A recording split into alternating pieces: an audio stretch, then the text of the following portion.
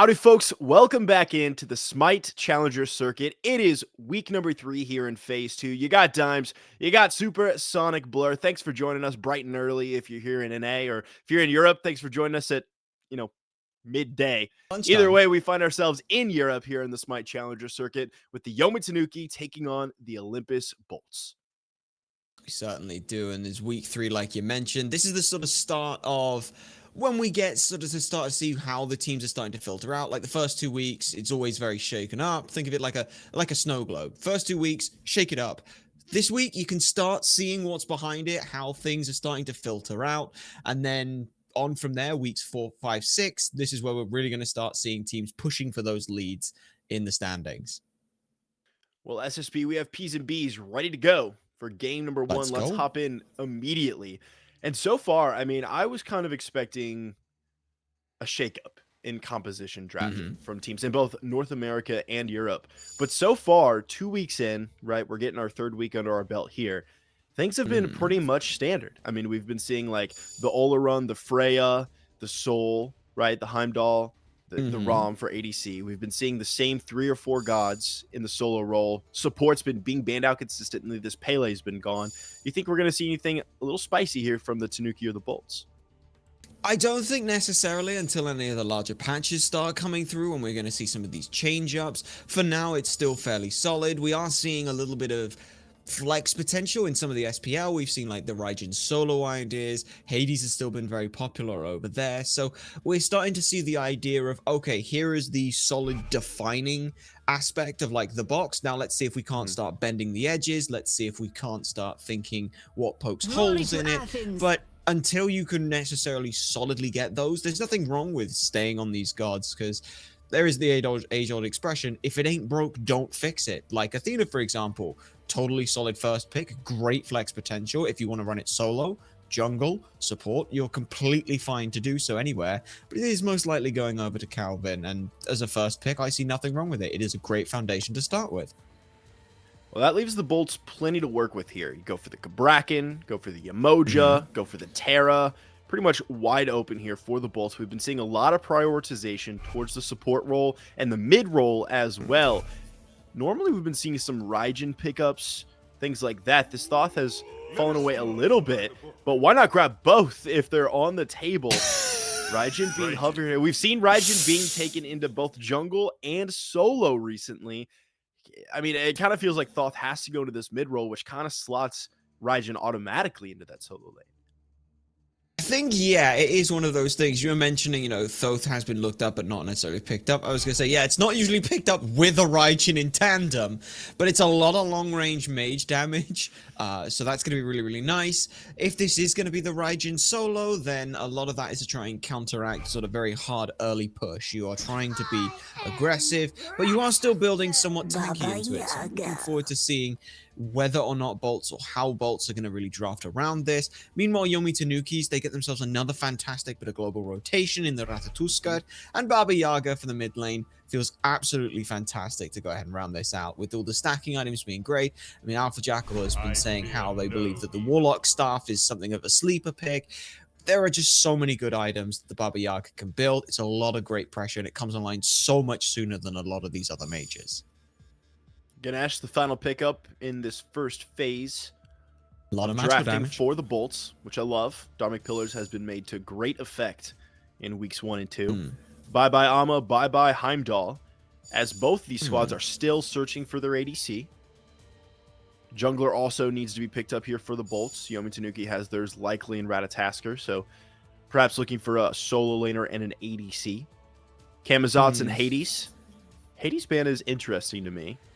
It seems like it, I mean, I guess it could slot into this Yomi Tanuki, but who cares? It's not going to be played anyway, so why even talk about it? Both squads looking for an ADC. It's going to be Hachi, the way of the Bolts. And, I mean, there are so many. There's Anhur, there's ROM. The Yomi Tanuki pretty much have their pick. It's not like they're being banned out of ADCs or, the Bolts are able to pick away Hachi. That's not a concern. I'm mostly looking at this solo lane like you hear for the Tanuki. What's left that you see effectively joining this composition? It's a rough one. Going into the Raijin, it's been a slightly offbeat meta, ironic given the Taiko drums, but I love the fact that what the Bolts did, they go ahead and they take away armor, they take away Hades. These are two very, very strong pressure picks that can do well into the Raijin. The Raijin's almost the counter to it. We're now seeing the Osiris come in as the answer towards that. Again, with the buffs that they saw going into the next patch, they can now block Broodstone very, very effectively. So this is, again, that idea of trying to bully into the Raijin. As a mage, you don't have that much health to necessarily work with. Hades supplemented that by A, originally being a Guardian, and B, just building ridiculous amounts of lifesteal, having so much lifesteal and sustain in the kit already.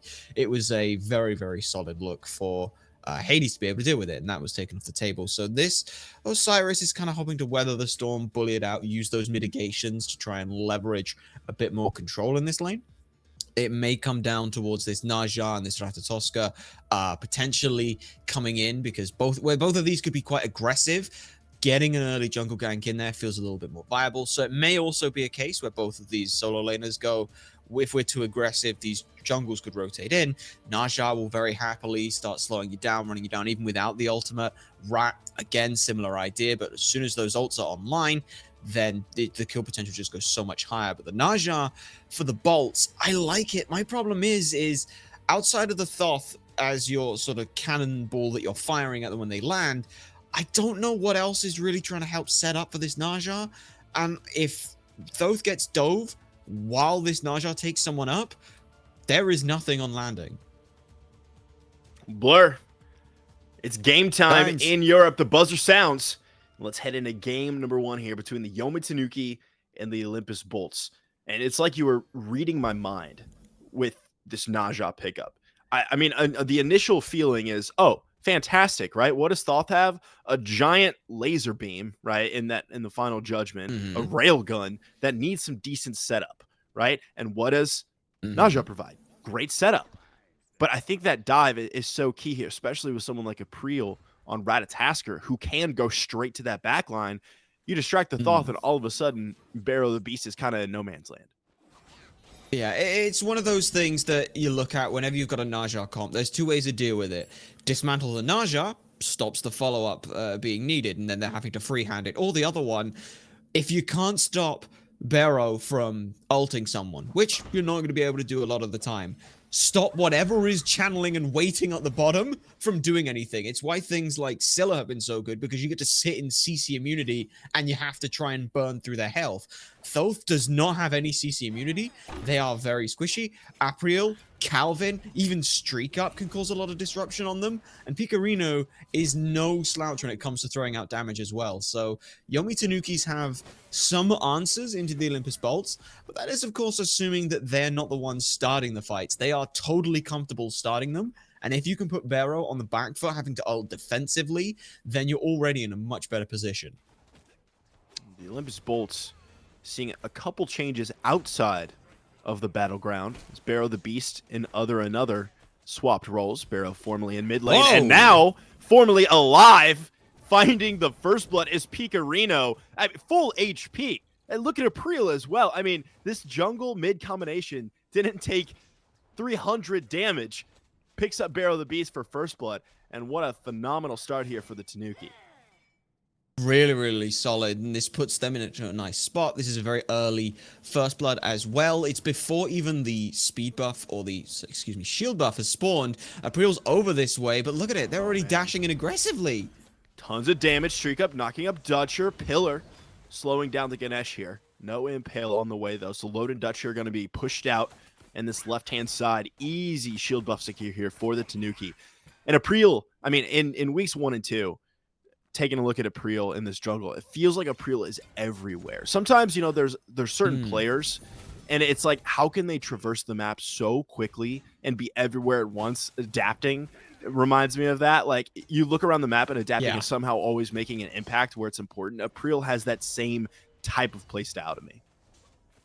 They do, and it certainly helps when you've got a god who can already be very mobile, and with a semi-global ult, that feeling of them being everywhere is always going to feel just that little bit more. I mean, you saw the rotation. There was no, oh, let's hover around mid. We just got first blood, whoop-dee-dee. That's great. It was no, switched on, mid camps into shield buff, into hang on, shield buff's not necessarily a problem. Let's push out Dutsher and Lode, get that duo lane now more aggressive. So you get this sort of ripple effect where Apreel's impact in the game is felt long after they have left the area they are. So you almost get that situation of they're in two places at once. That impact in the duo lane has now meant Calvìn is able to start rotating out this way and stealing away a buff for themselves completely. Half a level lead now just for the support and ADC. And that's just been a really good look for them. This impact that the Yomi Tanukis have, they've got themselves not much. It's a 600 gold lead, but they're playing this like it's 1,000 and they're trying to get it to more than that. Calvìn, not giving up on that purple buff for even a moment, stepping underneath the tier 1 tower on this left-hand side there. Shouts to Calvìn, putting pressure here early on the duo lane for the Olympus Bolts. StreakUp about half HP. Potential here. BeroTheBeast wants to make the rotation already on the left-hand side. But like you mentioned, apreel is always just a moment away from hopping on Yggdrasil and getting over to lane. Calvin's at no mana, though. Almost no abilities here for Calvìn. BeroTheBeast dashing in up into the Windfire wheels. One shot, two shot. About to slam down, but guess who else is here? It's apreel, leaping down from the Tree of Life, grabbing one kill onto Lode. BeroTheBeast, now no HP. StreakUp grabs a second for the Yomi Tanuki. Dutsher watches on in dismay as his squishies fall into the grayscale. Late rotation here from OtherTheAnother ultimate online. Dash in, stun, off the mark, and no follow-up here from the late rotation out of the mid lane Thoth. Great counter rotation there from apreel, spells death for two of the bolts. Absolutely, and that was Bero blinking over the wall to catch members from Yomi Tanuki off guard. Unfortunately, the only person they could find is Calvìn, and sure, you mentioned no mana on them, but this is still a tanky god to start things off, and it takes so much effort to chew through that health bar. That is Bero taking someone up going, guys, fight, fight, fight, fight, fight. There is no damage on landing that's going to be effective there. You've got Lode and Dutsher. Like, Dutsher didn't have ultimate available to land on it. Bero gets taken down in mid, just trying to help out, clear off a wave. But like I said, it just takes too long. And then two people go up, three come back down. Everyone has surrounded Calvìn, meaning apreel gets a fantastic knock-up. StreakUp dashes in, jumps over ahead, and everyone pressures back from Yomi Tanuki's. And then the last thing to follow up, another is just later on the rotation, which is fine, but they take the super safe route in instead of coming slightly aggressively to close the distance. Calvìn just dashes away. Nothing can come from it. 3v2 here in the middle lane. Dutsher stunned out here, pulled back in, stunned again. Final judgment, looking to rip through. Isn't going to happen though. Pikarino up into home sweet home.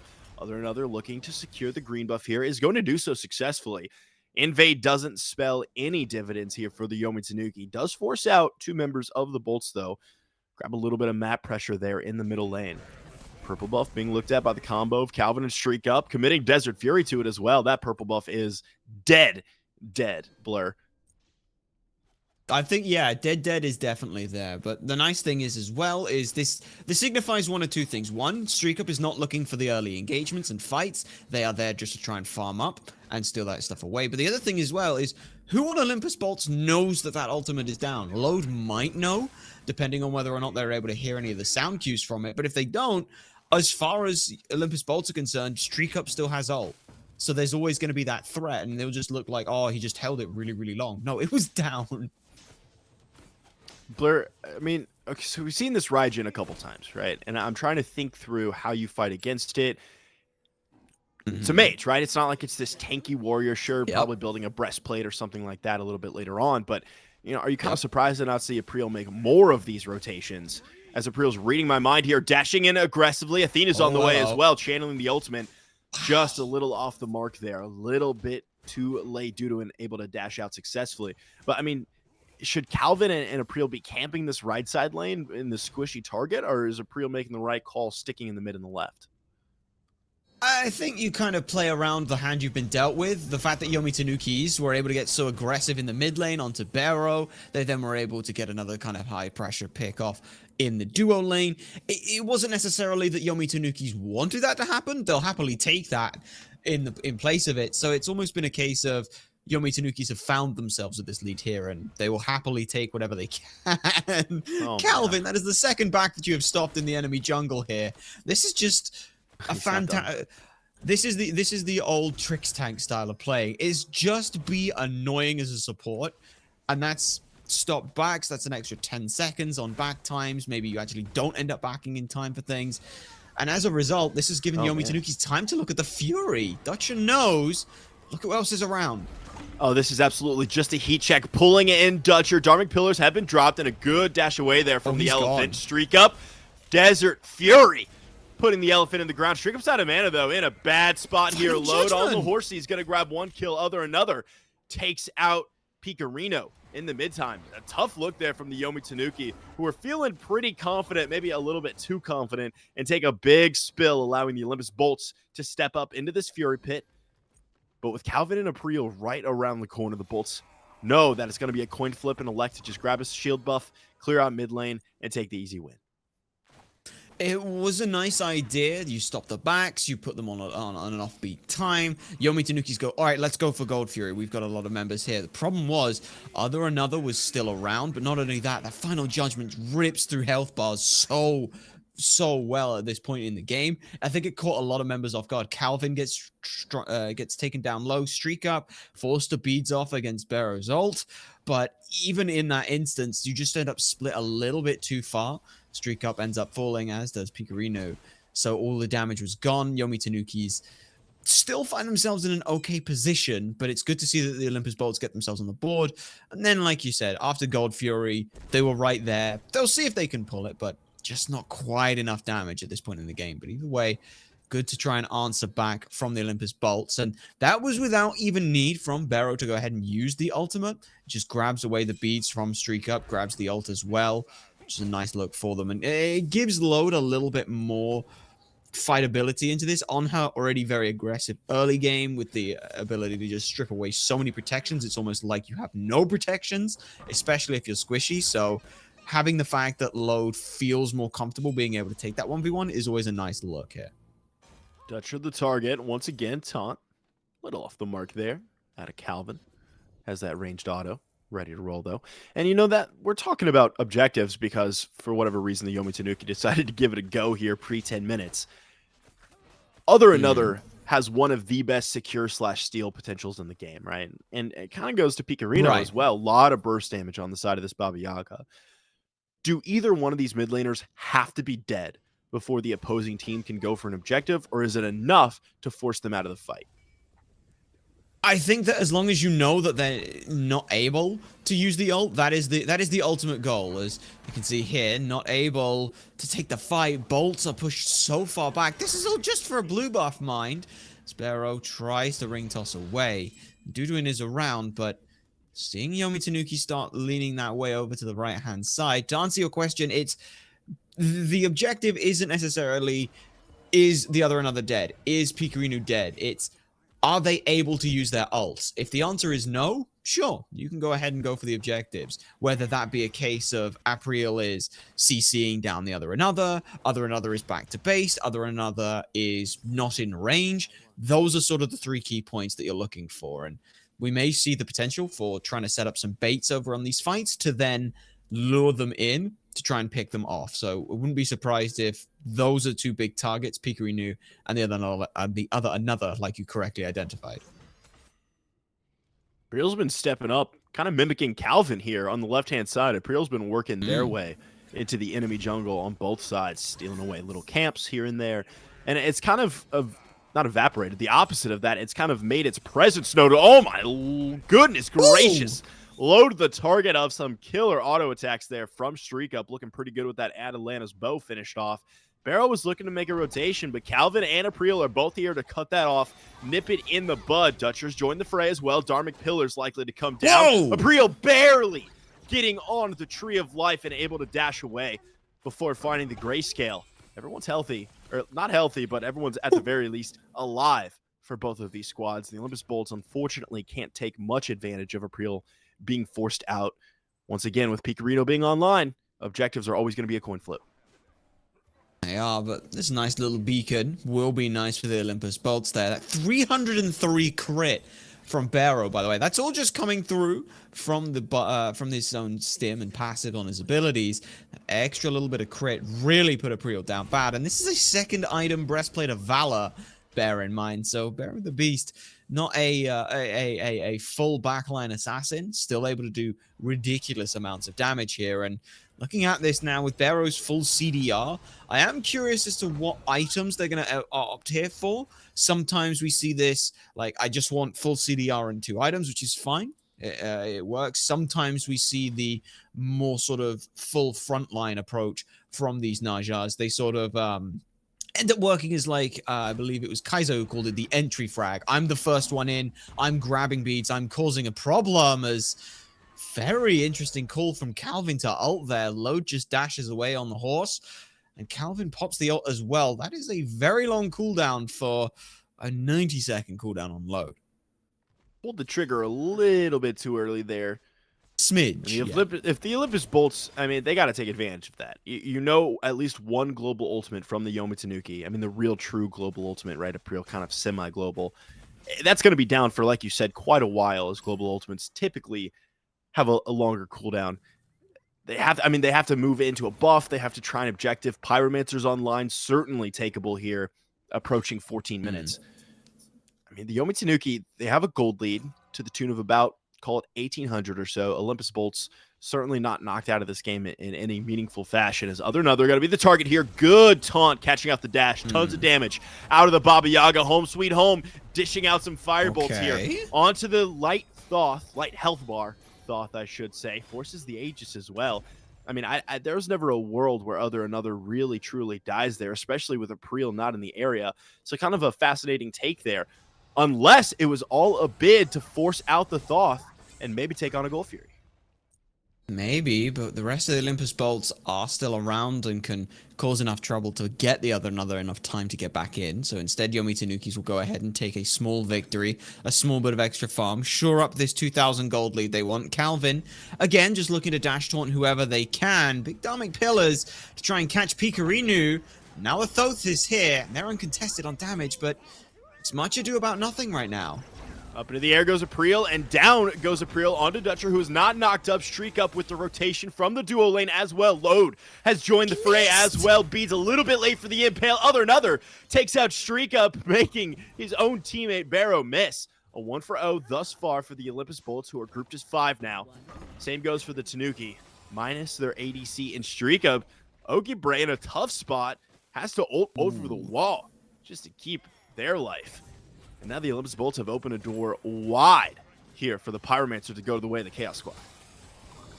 It's a very aggressive stance coming through from the Yomi Tanukis. They sort of re-engage on an aggressive play, but my goodness, Pikarino. It's a very good amount of damage you can see there. As expected from a full damage build that they've gone for, but it felt like Yomi Tanukis really wanted that fight and engagement. Like you said, it looked like it was to start off towards a Gold Fury, but then it ends up not happening. Then they try again where they just start looking for picks. Dutsher throws the ult, so Yomi Tanukis feel like they have to fight. But then, again, like everyone's sort of almost shell-shocked, like they've woken up at 6 in the morning and go, yeah, I'll make it, yeah. Let me just get up, and they sort of stumble out of bed, half putting on a sock as they show up to the fight. But it works out in favor for the Olympus Bolts. They pulled themselves down to about 1,700 at most on the lead. Now with the Pyromancer's Runic Bomb as well. That just makes it even harder to try and secure any of these objectives, or if they want to try and siege up a tower. I mean, tier 1 on the left looks like it could go down with a couple of basic attacks in that bomb. Right side solo tower could also do something similar if they feel so inclined. Just getting that little bit of map pressure keeps them into this game where they can really start looking for these late game team fights. We saw, like you said, the first major rotation coming through, Raijin and the Osiris, but hold that a sec. Lode again under pressure. Desert Fury off the mark, though. And, I mean, as long as Lode's ultimate is online, you can just hop on a horsey and get out of jail free. Hello. Can't escape the rat. Lode's going to go down, but the return damage was good from the ADC onto apreel, forcing out Ratatoskr. Dutsher likely to fall here as well. Pikarino throwing those home sweet home shots, finding their home in the support. The duo lane for the Olympus Bolts falls. What do you get for it? You get a tower lost as well. StreakUp doing a nice job getting an escape route set up for the team, and I do enjoy that. But again, now the question is, what are Olympus Bolts doing? It was a really nicely timed. Bero, I believe, was coming back from base over that way. Is now the OtherTheAnother and apreel going on at each other. Ults are fired. Let's see what happens. Gotta love the damage reduction there. Oh, it doesn't matter though. Duduin finds the final shot onto apreel after the dash away. Gonna be in the grayscale for the next 30 seconds. A well-timed rotation there from the solo lane. Raijin spells the end of the jungler, but at the very least, Yomi Tanuki can lick their wounds, grab up this beacon. Maybe Duduin takes a little bit extra damage as well. I mean, we're 2 minutes away from 20 minutes. And Gold Fury not only has not been taken, Blur, it has only been looked at a single time by either one of these squads. I mean, this is typically an objective that we see highly prioritized around that 15, 16-minute mark to open up a lead, and neither one of these squads have really cared about it at all. I don't think they've necessarily not cared about it. If either team had the opportunity, they would have taken it. But that's just it. They haven't had that full, clean opportunity to do so. You mentioned it got flirted with once. Yomi Tanuki's got punished for it. Olympus Bolts couldn't answer it back. So now they're looking at the other objectives they can take. Can they take these pyromancers? Can they take towers? Get a little bit of something else? Because at the end of the day, the Gold Fury is there to get you gold. What is it doing? It's letting you buy items, letting you buy wards to get the other objectives on the map. A little bit of XP as well, just to boot. But the major objectives on the maps, the fire giants, the titans, the towers, those all require the gold that you get from Gold Fury. So you can still get that through the rest of the game. Gold Fury helps accelerate, like you said, accelerate leads. Neither team has had one to accelerate. The only one who had was Yomi Tanuki's, and you can see there, Olympus Bolts here, they've answered it back to under 100 at this point in time. Game's essentially at parity here as terms as gold is concerned. Even solo lane, even jungle, even mid. A little bit of a lead here, a 2-level lead, as it's knocked down to 1 in the duo lane. And call it a 2-level lead if you take both the support and the ADC. But the Yomi Tanuki have not been able to translate this slight level lead in the duo lane at all. We've seen StreakUp go in aggressively. I mean, leap in, leap in, leap in. Tons of Desert Furies, right? But just not finding a home so far in the Olympus Bolts. As finally, we might see a Fury attempt here by the Yomi Tanuki. They're grouping up. OgiBre's made the rotation over from the solo lane as well. I think they'd rather take the fight. Oh, good Pikarino timing on the ultimate. Up in the home sweet home and chunking BeroTheBeast. Not only CC immune, but forcing BeroTheBeast out as well. Apreel on the sideline, up into the air. Duduin falling low to kick this fight off and being locked into the ultimate. Nowhere to go here for the Raijin, who's able to Thunder Crash away. I marked my words there as Apreel goes down to load. In the meantime, Pikarino caught between a rock and a hard place here. That rock being 4 members, almost 5 here, of the Olympus Bolts. How much damage do you have, Pikarino, and what can you do before you die? The answer is not too much. 2 members of the Yomi Tanuki go down to the Olympus Bolts, who grab a Pyromancer on the back end. And Blur, I mean, every team fight we've seen has gone the way of the Olympus Bolts. Is this a 5v5 comp diff, or what do you chalk it up to? Target focused. Look at the health bars on the Olympus Bolts. Raijin, 40%. Bero, 50%. OtherTheAnother, a little bit. Lode, a little bit. All of these health bars took some damage. Not one person taking all of the damage at a time. Yomi Tanuki's kind of spread themselves a little bit. Calvin's able to get some good CC. StreakUp's able to fire out a wide burst from the ultimates. And they're able to get a good spread of damage, but they need to focus a single target. It doesn't necessarily matter if it's the OtherTheAnother, Bero, hell, even Dutsher or Duduin on these frontline side of things. You need to solidify all of your damage output.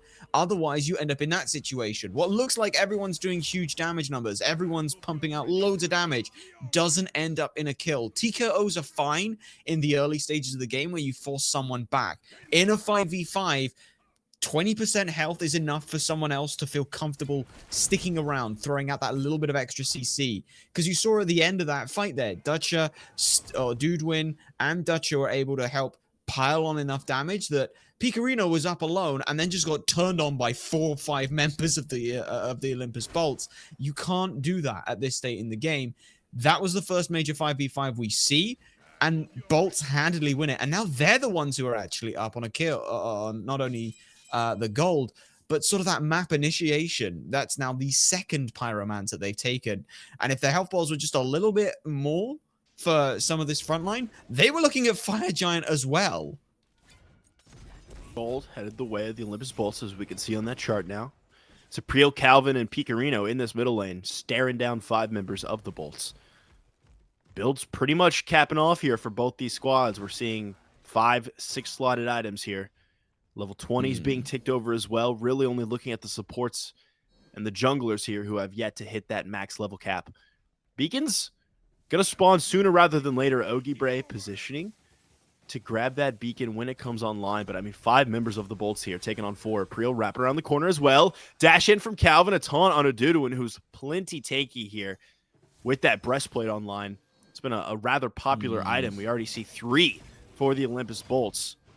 Only 1 unupgraded here for the Yomi Tanuki. Calvin goes in. Dutsher caught out here, but Duduin going in aggressively with the Thunder Crash. Those Taiko drums ripping through the support. Calvin dying on the back end. One more shot out of Duduin. Got to secure the support. Meanwhile, OgiBre caught in no man's land there, going down to load. Olympus Bolts say this is our beacon and take down, you guessed it, another 2 members of the Yomi Tanuki. I mean, the Tanuki's death's coming in 2s here in game 1.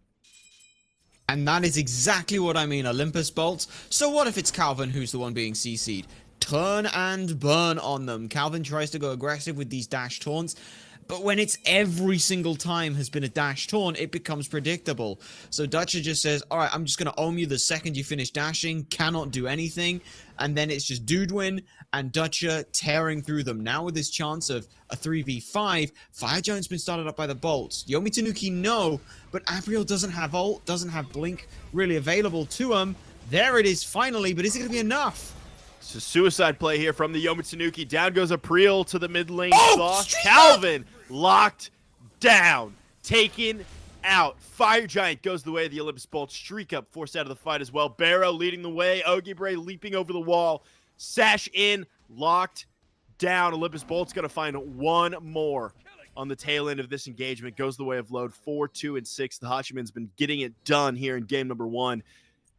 The Yomi Tanuki got to start thinking about base defense, got to start thinking about comeback mechanics. What is baked into their composition to help them succeed in those regards? Outside of a lot of additional damage coming through from Pikarino and StreakUp having decent wave clear, there's not a whole lot. Like, you look at the solo lane side, Duduin with this full tanky build is still a mage, so they've still got a good bit of range to them as well. It's not the most CC, which isn't necessarily too much of what they need right now, but you can see already with this Titan now pushing down, this defense is going to be very rough. Home Sweet Home is out.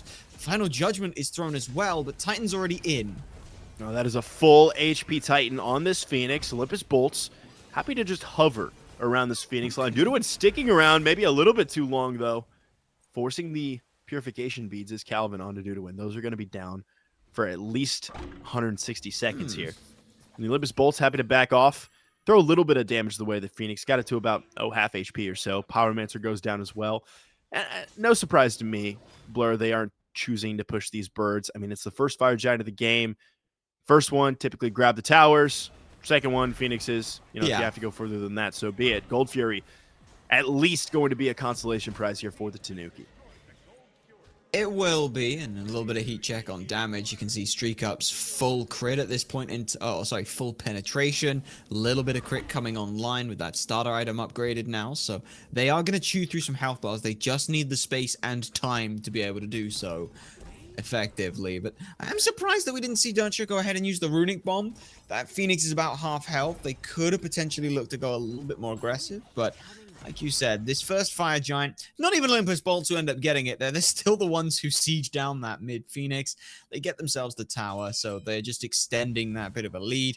And like you said, so the first Fire Giant is usually all of the towers, strip away, get yourself a solid foot line from which to dive in towards the Phoenixes. It's very rare that you see sort of first Fire Giants, unless it's very late into the game. Be a case of it's just we get fire, we march in, we win, unless all the Phoenixes are exposed already or hell even down. But as we're making our way into the 27-minute mark. 2 runic bombs. At this point in time, it's a little bit of base racing we can see here. Yomi Tanuki's trying to answer back a little bit of gold. Calvìn dash taunts again. Look at this, just like the Yomi Tanukis feel really hesitant to go in. It isn't until we see a lot of CC come out that Duduin's forced low, and Yomi Tanuki's just too far away to capitalize on it. I mean, it's going in on Duduin every single time and not finding this solo lane Raijin. Unfortunately, apreel on this left-hand side, looking at Dutsher here. Pikarino's not done with Duduin. Desperately wants to take out this Raijin. OgiBre in the back line as well versus the entire world. StreakUp taking out Dutsher. Another's falling as well. Straight up big-time crit onto Bero. Down goes the juggler. Lode is caught between 4 members of the Tanuki. The first fight that goes the way of the Tanuki are off an engagement, and the Tanuki continue pressing forward here against one member. Only Duduin left alive. Calvìn taking a Phoenix shot for absolutely nothing there. Duduin, no ultimate for at least a little bit. StreakUp full HP. Wave coming in here. Duduin's got to play this so careful. Does get the taunt off at the very least. Takes out Calvìn. But mid lane Phoenix is going to go down to the Tanuki off of one phenomenal team fight here at 28 minutes. Beautiful there. Yomi Tanuki. It felt like Yomi Tanuki stuck around a little too long, and I was worried that Olympus Bolts were going to turn and burn on them. But instead, Yomi Tanuki kind of play that to their advantage. They say, okay, you guys are kind of split. This weird sort of 3-2 perpendicular angle coming into the mid lane. And then the Olympus Bolts kind of funnel themselves in one by one at that point. Duduin's too low to be able to stick around, trying to back it up. Bero does not land a home with the ultimate, and the OtherTheAnother is the first to fall in that major engagement, cannot get the ultimate off, and as a result, mid Phoenix going in favor of Yomi Tanuki's is a huge momentum swing for them. Sure, they were the ones who had Fire Giant, but it was only on Pikarino and StreakUp at the time, and StreakUp got to be able to do what any hunter wants to do, and that is sit and hold left click the entire time and watch as things crumble around them. Be that enemy health bars, enemy structures, whatever it is, it fell quickly. Fire Giant spawning back on the map now. It's made its appearance on this right-hand side, and the Yomi Tanuki are positioning aggressively, making sure they have the vision, making sure they have the manpower, the presence to force the Olympus Bolts out of nice positioning here around the Fire Giant pit. Taking a look at actives, I mean, the Yomi Tanuki certainly on the front foot. We've got Beads and Aegis down for a minute for the ADC of the Olympus Bolts. Mid lane also lacking some CC immunity and damage immunity in those active slots. Got 10 ultimates on the board here. This could be a big-time team fight here from the Tanuki and from the Olympus Bolts. It's going to be a matter of finding a pick in the jungle or engaging solidly here for the Tanuki. I mean, is the Tanuki composition, is it better for the engagement or for the counterpunch? I think given the fact that you've got apreel on the Ratatoskr, you've got Calvìn on this Athena, you want to be the ones going aggressive in any of these engagements. You can use those two much more effectively, as OgiBre very much being a wall, trying to scout out some area of where the Olympus Bolts are. Oh man, right now fire's being burnt too quickly. It is Yomis who get it. Now will they get out? Fire Giant goes down. OgiBre also finds the grayscale in the process. Pikarino pulled in. Pikarino blast off. Oh, a deletion from OtherTheAnother. Perfectly timed, perfectly placed from the mid laner apreel up into that world tree just to escape. No skin off his back there. This is going to be a well-used ultimate to make sure the Olympus Bolts don't at least find one more. But I mean, this could be game. This could straight up have been a throw around the Fire Giant from the Yomi Tanuki. Good defense here from apreel, Calvìn, and StreakUp, though. BeroTheBeast falling low. These auto attacks from StreakUp are ripping through the Olympus Bolts backline now. Dutsher at half HP. Calvìn is going to go down here to the Olympus Bolts. Lode finds the final shot onto the support. It's apreel, and it is StreakUp. Middle lane Phoenix down for the Olympus Bolts, happy to take their prize and escape. And this is what I mentioned. Dutsher having 2 runic bombs. These Phoenixes are not safe at any point. They can really just press their thumb, and they're not over committing for too long to be able to burn that down. They now even out pressure into the mid lane. Fire Giant basically removed at this point. It's only apreel and StreakUp. StreakUp very happy to have that.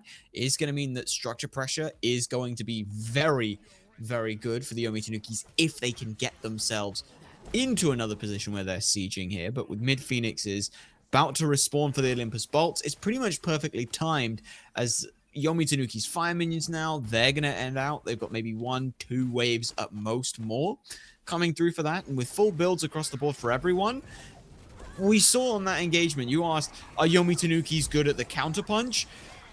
Technically, yes, in the gods that they've got, if it's April coming in and disrupting the backline. But Olympus Bolts just keep walking forward. OgiBre and, weirdly enough, Pikarino were the ones trying to dissuade members from Olympus Bolts coming through.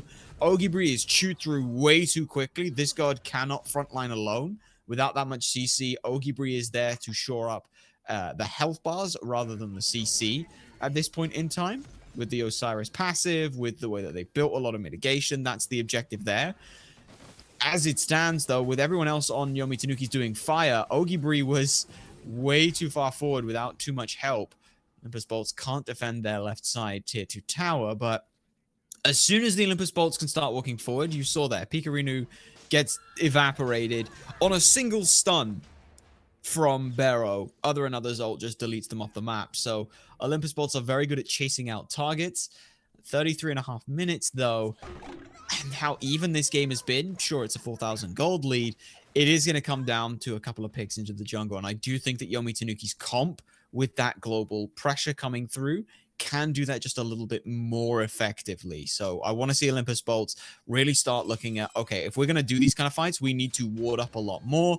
We need to show presence, but we need to make sure that we're not all getting chunked out at once, because that was the plan. Pikarino was there to try and throw out damage when OgiBre got their attention. Unfortunately, just off the mark with the potion to do that. But even so, Bolts are not out of this, and they, I believe, like the first time we've seen in a while, they are holding an actual kill lead here, and this Fire Giant is all but moot. About half a minute till that Fire Giant no longer a factor.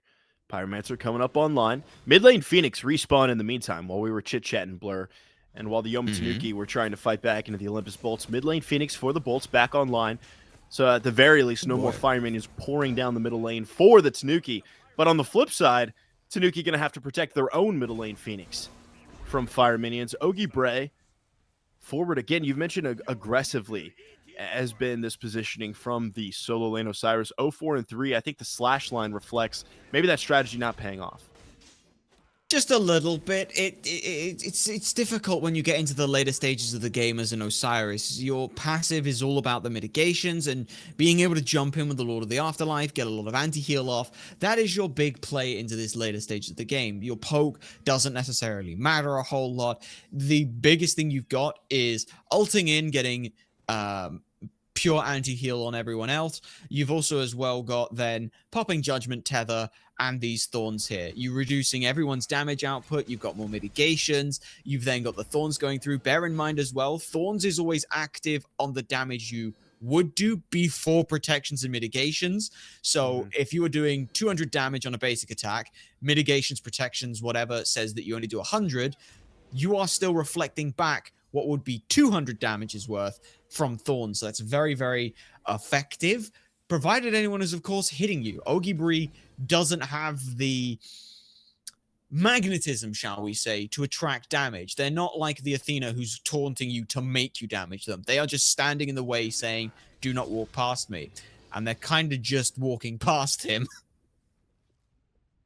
Fire Giant climbed out from the depths of Hades, made their appearance on the map. Calvìn dashing in onto Duduin, who's been leading the charge here, up into those taiko drums, pulling Calvìn back in, but not into the grasp of the Olympus Bolts, who declined to follow up on Calvìn. Okay. April in the back line, smashing down. Once again, there we Duduin. go. That Thunder Crash has been paying dividends. Bero locked up in the air. That's the kind of the two-edged sword there of the Naja. Sure, you get the kill, but immediately fall to StreakUp as well. A nicely timed Aegis from OtherTheAnother.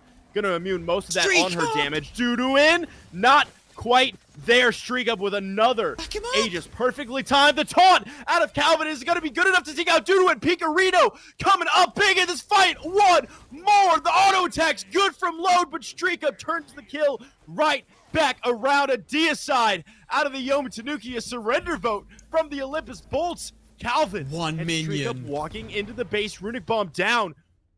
They're going to go for it. Blur, StreakUp, and Calvin, they're looking on. They feel it. They want it, but they can't do it. That is, remember I said about 10 minutes ago, StreakUp, pure pen build, they just want to left click and watch things melt. That is exactly what they got to do in that last engagement. OgiBre gets to do the absolute best thing they have had the opportunity to do today. They get 3 people surrounding them. Judgment tethered, thorns, doesn't matter. They take forever to kill. And that is 3 members. That is OtherTheAnother, Duduin, and I believe Lode, taking all of that time to chew through Ogi's health bar. Meanwhile, Apreel starts backing them up, starts looking for pick potential. Bero is off trying to pull out members. I believe it was Pikarino who ends up going up from the Windfire wheels. Immediately, StreakUp is there on the landing. Pikarino gets to survive. Calvìn throws out the ultimate as well. Nothing from the Olympus Bolts landed in time for them. And just the fact that StreakUp got to aggressively push in, they have been the most DPS, and now we'll see whether or not they can get the opportunity to do it again. Oh, the Tanuki want this. Calvìn and Ogi leading the charge, going in aggressively, burning 2 ultimates for it. But the Olympus Bolts have so much disengage between OtherTheAnother threatening the final judgment and those Dharmic Pillars being dropped by Dutsher.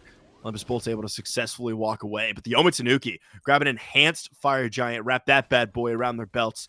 Looking at this tier 2 tower on the right-hand side, and StreakUp, I mean, pure penetration. Tons of pin online for apreel as well. That is a 2-tap tower for StreakUp now. Olympus Bolts hovering around this right Phoenix. Only 2 birds online, with Calvìn and StreakUp successfully grabbing the middle lane Phoenix in that last engagement. Wave under, protections being stripped away here from the Phoenix. Calvìn dashing in. A wonderful silence there out of Dutsher is going to immune the taunt. And now Calvìn taking all the damage in the world while the Tanuki just say, have fun, I guess. Apreel on this left-hand side, dishing out some damage, but cannot backdoor the Phoenix. And just a split, confused fight there from the Yomi Tanuki. Really, really strange there. We see Calvìn go in, like he mentioned. As soon as Dharmic Pillars drop behind them, no one on Yomi Tanuki's even so much as is thinking about trying to step up. A really strange call out from them. Apreel then goes up into the ult, sees, yeah, I'm not going into that, tries to ult over to the left-hand side.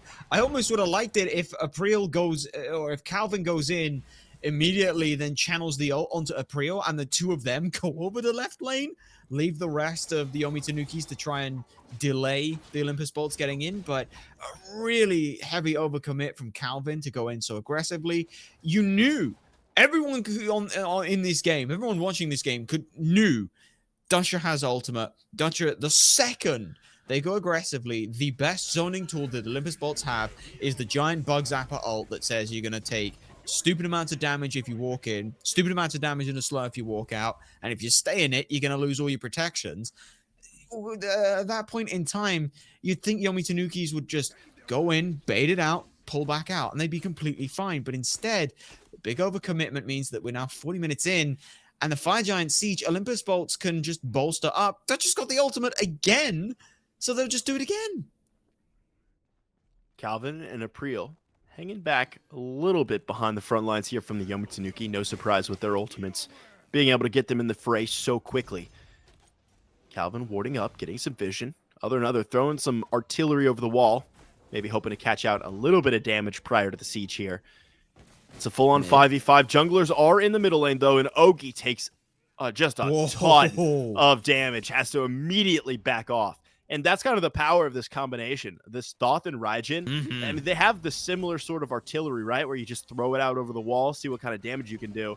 And you just saw Ogi fall to 2/3 HP after 1 round of abilities from these long-range mages. I mean, the results are deadly here. Pikarino hovering can do the exact same thing, though. OgiBre going in aggressively has the damage mitigation from the defender of Olympus. Duduin using the taiko drums already falling. Is OtherTheAnother doesn't get the ultimate off. What a giant team fight lost there. Bero does take out OgiBre in the meantime up into the Windfire wheels as well, but it's on to Calvìn, the tankiest member of the Yomi Tanuki. Left lane Phoenix successfully falls down, and only losing OgiBre means the Yomi Tanuki are happy to walk away with 2 birds now down for the Olympus Bolts. This is what OgiBre has objectively signed themselves up to do. It's, I have the biggest health bar, I have the fattest amount of protections and mitigations. It is going to take you so long to kill me, the rest of my team is going to get something. And I love the fact that now Yomi Tanukis are trying to play around it. We did see, like, the poke out is good, but it's a lot from the OtherTheAnother. Who is the only target to fall for the Olympus Bolts in that fight? It's the OtherTheAnother. And that is the... Like we said, all the way back in picks and bans, the whole point of the Olympus Bolts comp was if Bero can pick someone up, the OtherTheAnother is the one who has to be there to pull the trigger on landing. Even at this point in time, it is not just pull the trigger on landing. It is the artillery damage that you can throw out from such a long range. It is now Apreel and OgiBre diving into the backline. Calvìn hitching a ride onto their position with Defender of Olympus. That is what is pushing them ahead. And then StreakUp and Pikarino need to just be there to either throw out damage or secure the objective they are going for. StreakUp, the whole big fight that blows wide open for the Yomi Tanukis is StreakUp continuing to push forward and demand a fight be taken for them. StreakUp is the hot hand, as is Lode for the Olympus Bolts in terms of kills, but Fire Giant's back on the table and a big fight is breaking out. Ogi again, the focus of everyone's damage.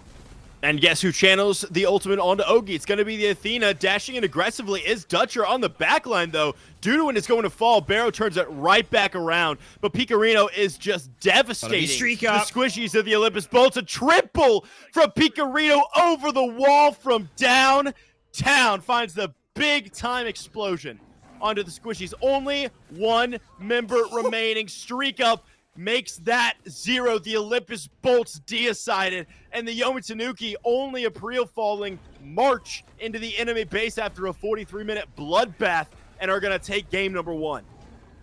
Absolutely perfect. Pikarino's damage. This is what they wanted the first time they tried to set this kind of ambush up. It's just constant, huge chunks of damage. It's like 500 damage splashed across 3 people. I thought when I saw the final judgment go through, hit off onto Pikarino, that would have been it. That would have been it. We saw that they just fall. I thought StreakUp may have been clipped as well. A lot of damage goes through, but OgiBre, StreakUp, Calvìn all able to keep that pressure going forwards with 4 falling. It was so simple for them to just walk on through at that point in time. But the Olympus Bolts weren't exactly slacking in this game either. I mean, you look at the you look at the kills, you look at the way that they had been playing in these last team fights. It still feels like it was the one team fight that just went unfortunate for them. I mean, look at these damage numbers, but look at that damage number from Pikarino. I mean, the Yomi Tanuki, sure, struggling a little bit in the middle game, but come the late game, I mean, the composition, they just played their comp and they won. Like, that's literally it. Yeah. You dive with your solo laner. That's what solo laners do. The support channels the ult onto the solo laner. That's what you do as Athena. Apreel dives the backline as a jungler. That's what you do as a jungler. Pikarino does 56,000 damage. That's what you do as a mid laner. Like, they just played their role. They executed successfully, and they take game number 1. It was a very good look. And in terms of comp, like, I don't think that necessarily it is for the Olympus Bolts to change up. It's one major team fight that ends up losing for them. Do they want to be more aggressive into the early game? That may be something they want to look at. Maybe not lose first blood in the first minute and a half of the game. But I think if anyone wants to change up, I think OgiBre wants to play on something that can be a little bit more than just a wolf to chew through. OgiBre would love to not die over and over and over, and the Olympus Bolts would love to win a game. We'll find out if both of those come true in game 2, coming your way in a moment.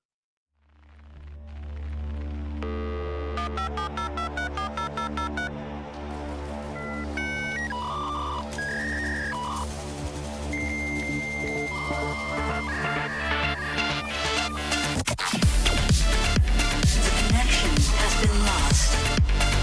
All of the online networks are down. Biotechnology has been successfully implemented. The new era has begun.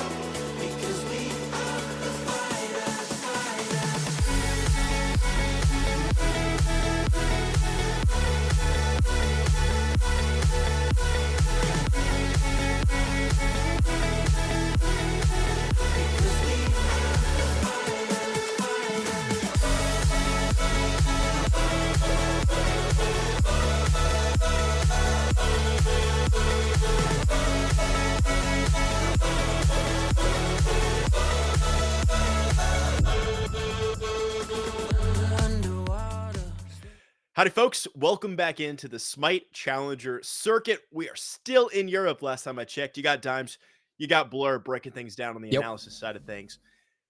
Bolts Tanuki, back and forth. Tanuki get off to a whirlwind start, right, with kills across the map.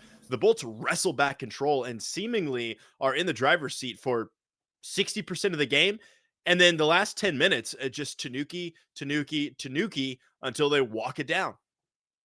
It was an unfortunate situation, like you said, that wrestling back control, that middle game, they started really being able to answer a lot of challenges and questions that were being asked. They team fought better.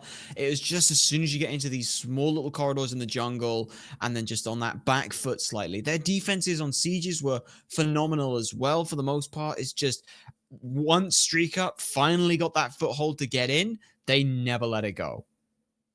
Picks and bans, ready for game number 2, Blur. No need to beat around the brush here. Let's get right into it.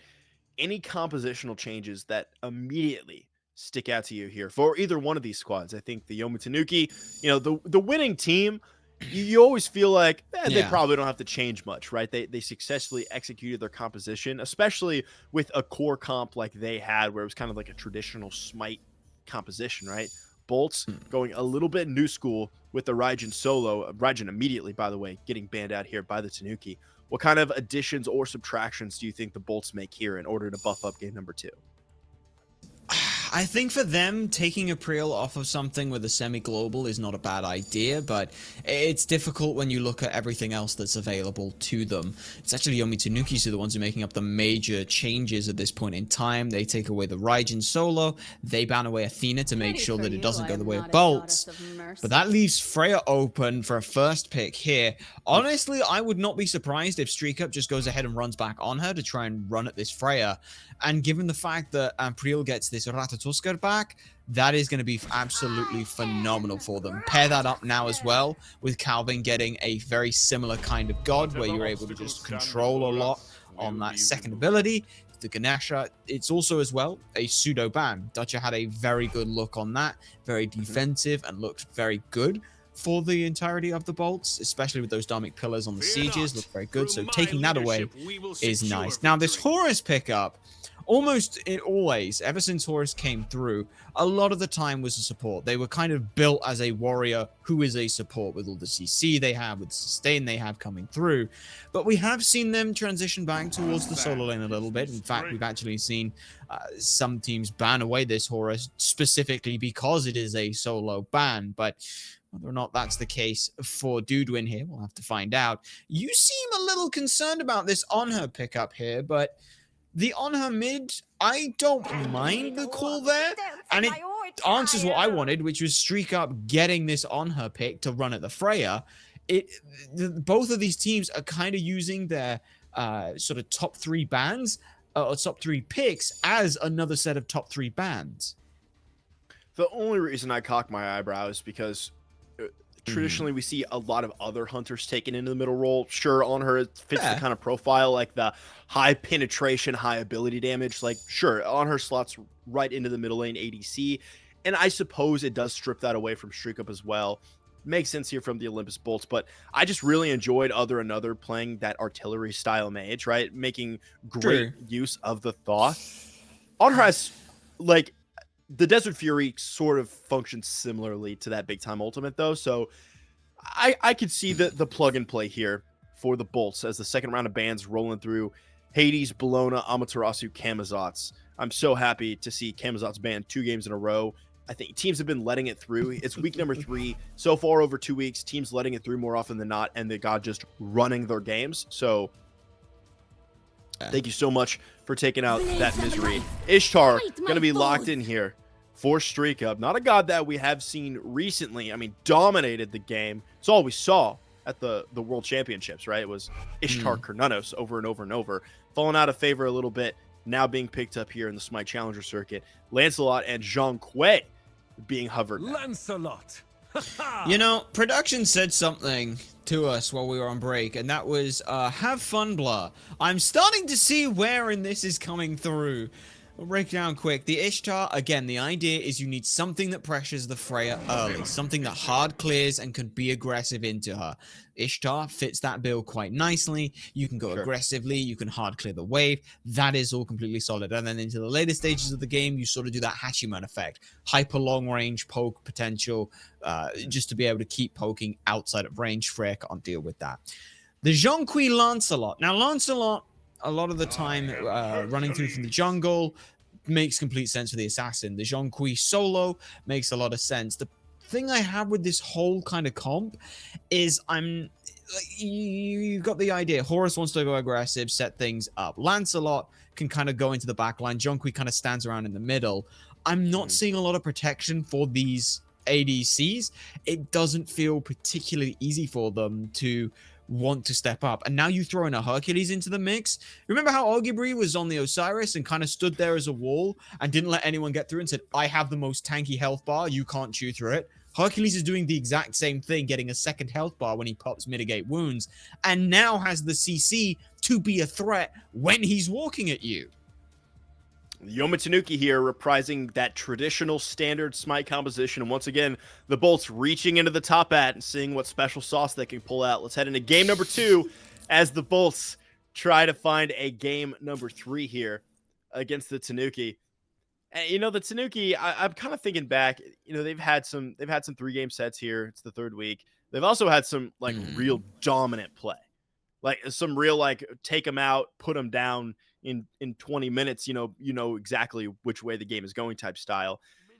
Is there, I mean, this traditional composition, it can get an early start and snowball, but is it fair to say that it's also totally fine waiting it out until 25 minutes and then taking a good team fight? For the Yomi Tanukis, I'd always be a little concerned about waiting too long against a double hunter comp. It never feels comfortable doing that. You always got the concern of, could they then start split pushing? We lose one major team fight and everything starts going peak tong for the PG version of what I was about to say. It's early in the morning. But as it stands and things, as long as Lode is not having a comfortable time, as long as Lode is the focus in these late game team fights, then you shouldn't have too much to necessarily worry about. Still, you're going to have the other as a problem. But as this dual lane is already showing here, both these two teams want to get aggressive. Oh, goodness. First blood might be coming our way here pre 1 minute. As Lode and Dutsher are going to be on the losing side of this initial engagement. Calvìn taking a little bit of poke, but StreakUp already healing up. Same thing goes for Lode there. A little baked-in healing in the kit as well. And everyone always talks about, well, first of all, I'm talking about Dutsher getting locked down once again from Calvìn on this Ganesha. Everyone always talks about Freya, you know, bad clear, bad early, get a couple items online, you're swinging. But, like, you got to respect those early game pulses. I mean, you saw the kind of damage it was doing to StreakUp there. It still does a fair bit of damage and things. What surprises me right now is the build Lode is opting for. It is a very late game orientated build. Sparrow bears a lot of damage in that little spot there. Almost lost first blood again to Pikarino at this point in time. I believe he did steal away the camp though. So at the very least he got something for his trouble there. But going back onto Lode's build, a lot of the time you see, oh, golden gooseberries. It lets me clear super well as... I'm sorry. Oh, Lode is just breaking Pikarino's ankles and shattering his mental. But look at what Lode has opted for. They've opted for Bountiful Bow. They've not opted for the little focus crystal to get extra clear. They are all in committing to, I am showing up in 25 minutes. Until then, I do nothing. Another taking plenty of poke here. And you know, it was Bero who early on took spill after spill after spill in that middle lane in game number 1 and already took a big chunk of damage here just in a couple of minutes. So my eyes are kind of on this early game from Bero, seeing if they can improve over their performance in game number 1, maybe taking a couple less deaths than they did on a relatively unsafe Naja without that ultimate. I mean, BeroTheBeast on this Lancelot, able to, you see there, hop onto the horse, have some mobility, dashes, and once the ultimate comes online, I mean, it's just free CC, hop on and go. So a little safer than the Naja in the previous game. But something else I want to talk about here. Apreel with the only real global on the map. I mean, Dutsher can go up into the sky as well. There's some return rotation, I suppose, but it takes a moment for the Horus ultimate to be channeled and to go off, right?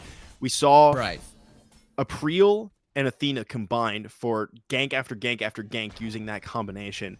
Do you think there's some value in Dutsher being able to rotate following Apreel? Dutsher, Into the Skies is... Oh, Across the Skies is one of the two. One of them's Apollo's, one of them's Horus ult. But Across the Skies Apollo. That's the one. See, this is why maybe you should be a chair too. I told you, bro. All right, anyways. Continue. Anyway, so the idea behind Into the Skies or To the Skies is that it is enabling your team to transport in. So it is not just the one person coming across. However, I feel like with Apreel's ult, it is all for the engage. A lot of the time, what Dutsher is doing is setting up a major objective into the later stages or trying to bail people out. The extra shielding you get going in is great, but drop shipping everyone in can be a bit of a problem. Where Athena lands on you and does a lot of damage, you're always worried about going, oh my god, she's done so much.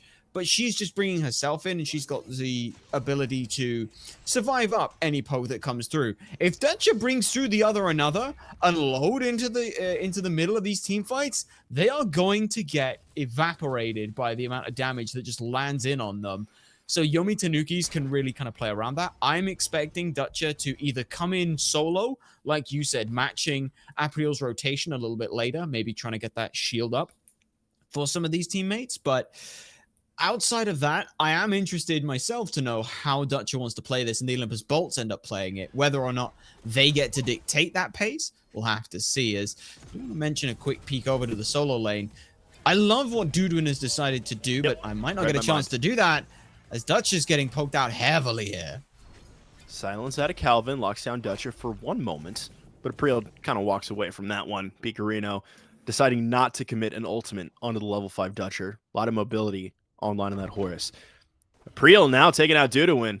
We're going to talk about this solo laner eventually, but it might be in just a moment here, as Duduin would love to secure this blue buff up versus Ogi, Calvìn, and Apreel. Duduin getting locked down. Great stun out of the Zhong. That's enough to do it and secure the blue buff. 3v1. Zhong walks out on top.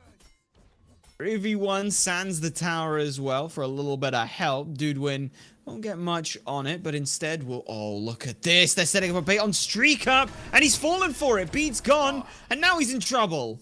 StreakUp in a tough spot here. Ultimate down. No mana for the getaway. First blood going to fall to either Dutsher or Bero. Just a matter of time. The jungler, probably the right call there, picking up the first kill of the game. Took a little bit, 6 minutes, but eventually goes the way of the Bolts. I love what they do there. It's all to just help Lode. Lode said, hey, I will show up in 25 minutes. Olympus Bolts are saying, sweet, let's make sure that StreakUp does not get to run away with the game in 20 minutes. Take them down, punish them for their fantastic first game. And now we can see at this point in time, Lode is just starting to get online. One ring done. Not the Telkine's ring, which surprises me, but again, reinforces that idea. I am here for the late team fights. Everyone else on the map can fight early. I can't. I don't need to fight early by that point. My team is going to put pressure elsewhere on the map. It is up to the Yomi Tanukis to now come over to this side. And then if Lode is falling behind, sweet. That means that OtherTheAnother is getting ahead. Bero is getting ahead. Duduin is getting ahead. But we'll see that now. Valkyrie's discretion and Beats forced. But even so, Lode is relatively okay. Let's see if they can make it out of this one. They can't. Yeah, well, Lode is dead, but here comes Dutsher on the rotation. Unfortunately, doesn't bring any member of the Olympus Bolts with him. And that was a dead Freya 10 times out of 10. I mean, between StreakUp and Apreel, you're not going to escape the might of the Yomi Tanuki. Nice counter engagement. I say counter engagement. First blood happened a minute and a half ago. A nice counter there from the Yomi Tanuki to just about even this thing up. And Blur, Pikarino reprising that Baba Yaga, the Thoth not being picked up by OtherTheAnother. We were talking about the great secure potential. Does your take from game number 1 still remain where you got to force out these mid laners, or is this Anhur so out secured by the Baba Yaga that the Yomi Tanuki have a much easier path into objectives? You don't necessarily look at the Baba Yaga as a major securer for a lot of these objectives. It is very much a case of, hold that a moment, another attempt towards this purple buff. It's 3v2 this time. Will it go the same way, though? BeroTheBeast locked into the purple buff. Pikarino has made the Lode. rotation as well, has that home sweet home online. BeroTheBeast forced into that grand joust ultimate. Pikarino, get up into your ultimate. What are you doing? Bero taking out the mid laner for the Yomi Tanuki with an easy turnaround there. Pikarino holding on to that ultimate. Just a click too long there for an easy kill out of the bolts. Very aggressive and uncharacteristically so from Pikarino, I feel. Going just so aggressively past everyone, foregoing safety or care as Bero may be in trouble, but it is no such thing as a 1v1 in Smite. Dutsher is around to usher in the death of Apreel. Just unfortunate there. Just a tough look trying to take out Bero. I understand the inclination, right? You want to kill a low health target, see in red, but in some situations you just can't go in. I think that was one of them, especially when you're up a kill. It's not like it's a 500 gold shutdown or anything, but you want to keep that momentum rolling, especially against a 2-0-1 Bero on this Lancelot. I mean, Lancelot's only going to continue to keep rolling. They are. Now that second item Crusher, they're going to start chipping out even more of the health bars of the members of the Yomi Tanukis. Party Punch as well finished up, so they show up to a fight, and boom goes the dynamite. They are going to chunk out your health bar so aggressively here. Olympus Bolts find themselves in a very good spot here. Whether or not we look towards any of these sort of Gold Furies, we didn't see a lot of them very early on, like you had mentioned in Game 1, but I think once Duduin's got another item online, I wouldn't be surprised if they make their way over here. As we do see here, this build coming through from Duduin.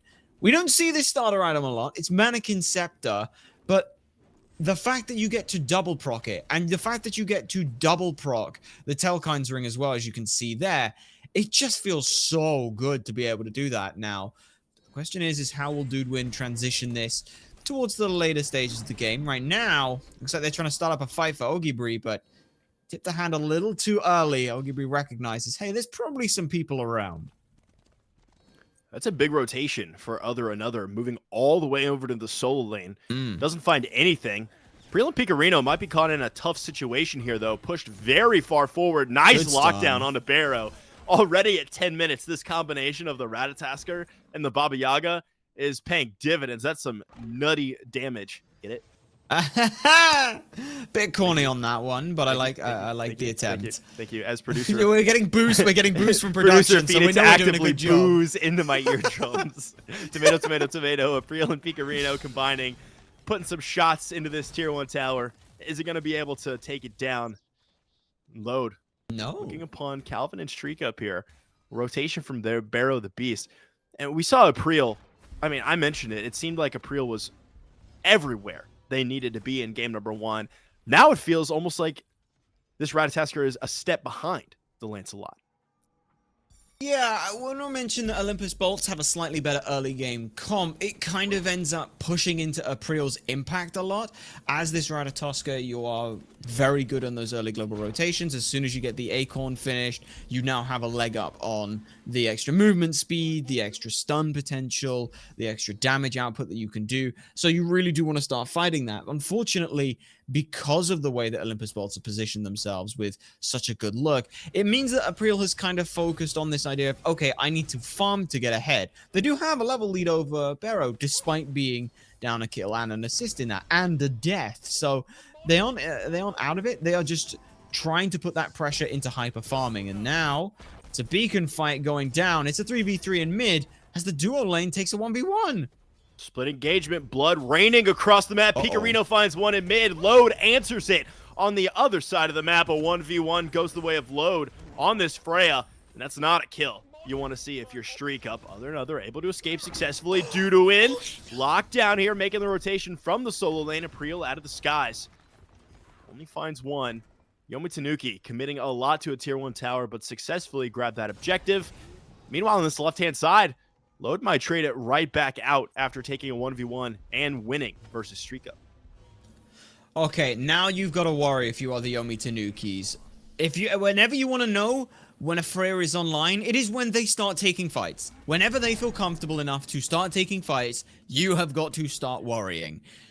Especially when you then go on to lose that fight. StreakUp now lost the tier 1 tower, now finds themselves up to almost 2 levels behind at this point in time, usually a level and a half. And Lode is now fully loaded on the comfortability to want to go ahead and take these kind of engagements. They have 2 rings finished, Telekines and Hastened. They've already got the Bountiful Bow, so all of those Pulse Irradiate combos are going to be up just that little bit more often. This is a very, very scary time, and Lode needs to be focused, and that's exactly what Tanukis are trying to do. Perfect sunny swords there at a StreakUp to lock down Lode. Grabs the beads as well. CC immunity can't help the Freya. Just not enough follow-up so far. It's always been an engagement from the Tanuki. I say always, for 14 minutes at least. It's been an engagement from the Tanuki, and then just not enough juice afterward to finish off a kill or take the objective or whatever it is. Pikarino hovering around that shield buff. 4 people technically over on this left-hand side for the Yomi Tanuki as the tier 1 tower is the target. Kills on the back of the mind here for the Yomi Tanuki. Calvin getting locked down here, surrounded by Dutsher, Bero, and Lode. Oh, the elephant dropping low, but so is StreakUp. Apreel coming in on the back end there, taking out the enemy jungler. Dutsher at half HP, but Other with a late rotation to dissuade any more aggression out of StreakUp and Apreel. Pikarino dishing out damage, but following low in turn. A nice Aegis from the mid laner and a blast off is going to ensure Pikarino's safety. Dutsher's not quite done. Woo! Acorn Blast ripping through the support there for the Olympus Bolts. A 1-for-1 trade out. Tower stands for the Olympus Bolts as well. And the Yomi Tanuki have to back off. Olympus Bolts have an opportunity here to start with the Gold Fury. Only Apreel in the area. This one's going to go for free. And the whole time that fight is going down, Yomi Tanukis have got everything aimed at Lode. The fact that Bero ends up falling was more a case of when Apreel eventually shows up to the engagement through the ult, that's the best target they can find. But Lode was the focus the entire time. And who lives the entire time? Lode. Everything from the Yomi Tanukis was aimed at them, and them living is a problem for Yomi Tanukis. They get a consolation prize now in the Pyromancer, but Gold Fury going the way of Olympus Bolts. This is now, you said 25 minutes is when Olympus Bolts can start turning the screw. They've already drilled out the guide hole. They've already got things lined up. They're looking at the picture that they put in on the wall. It's as a W for game 2 here.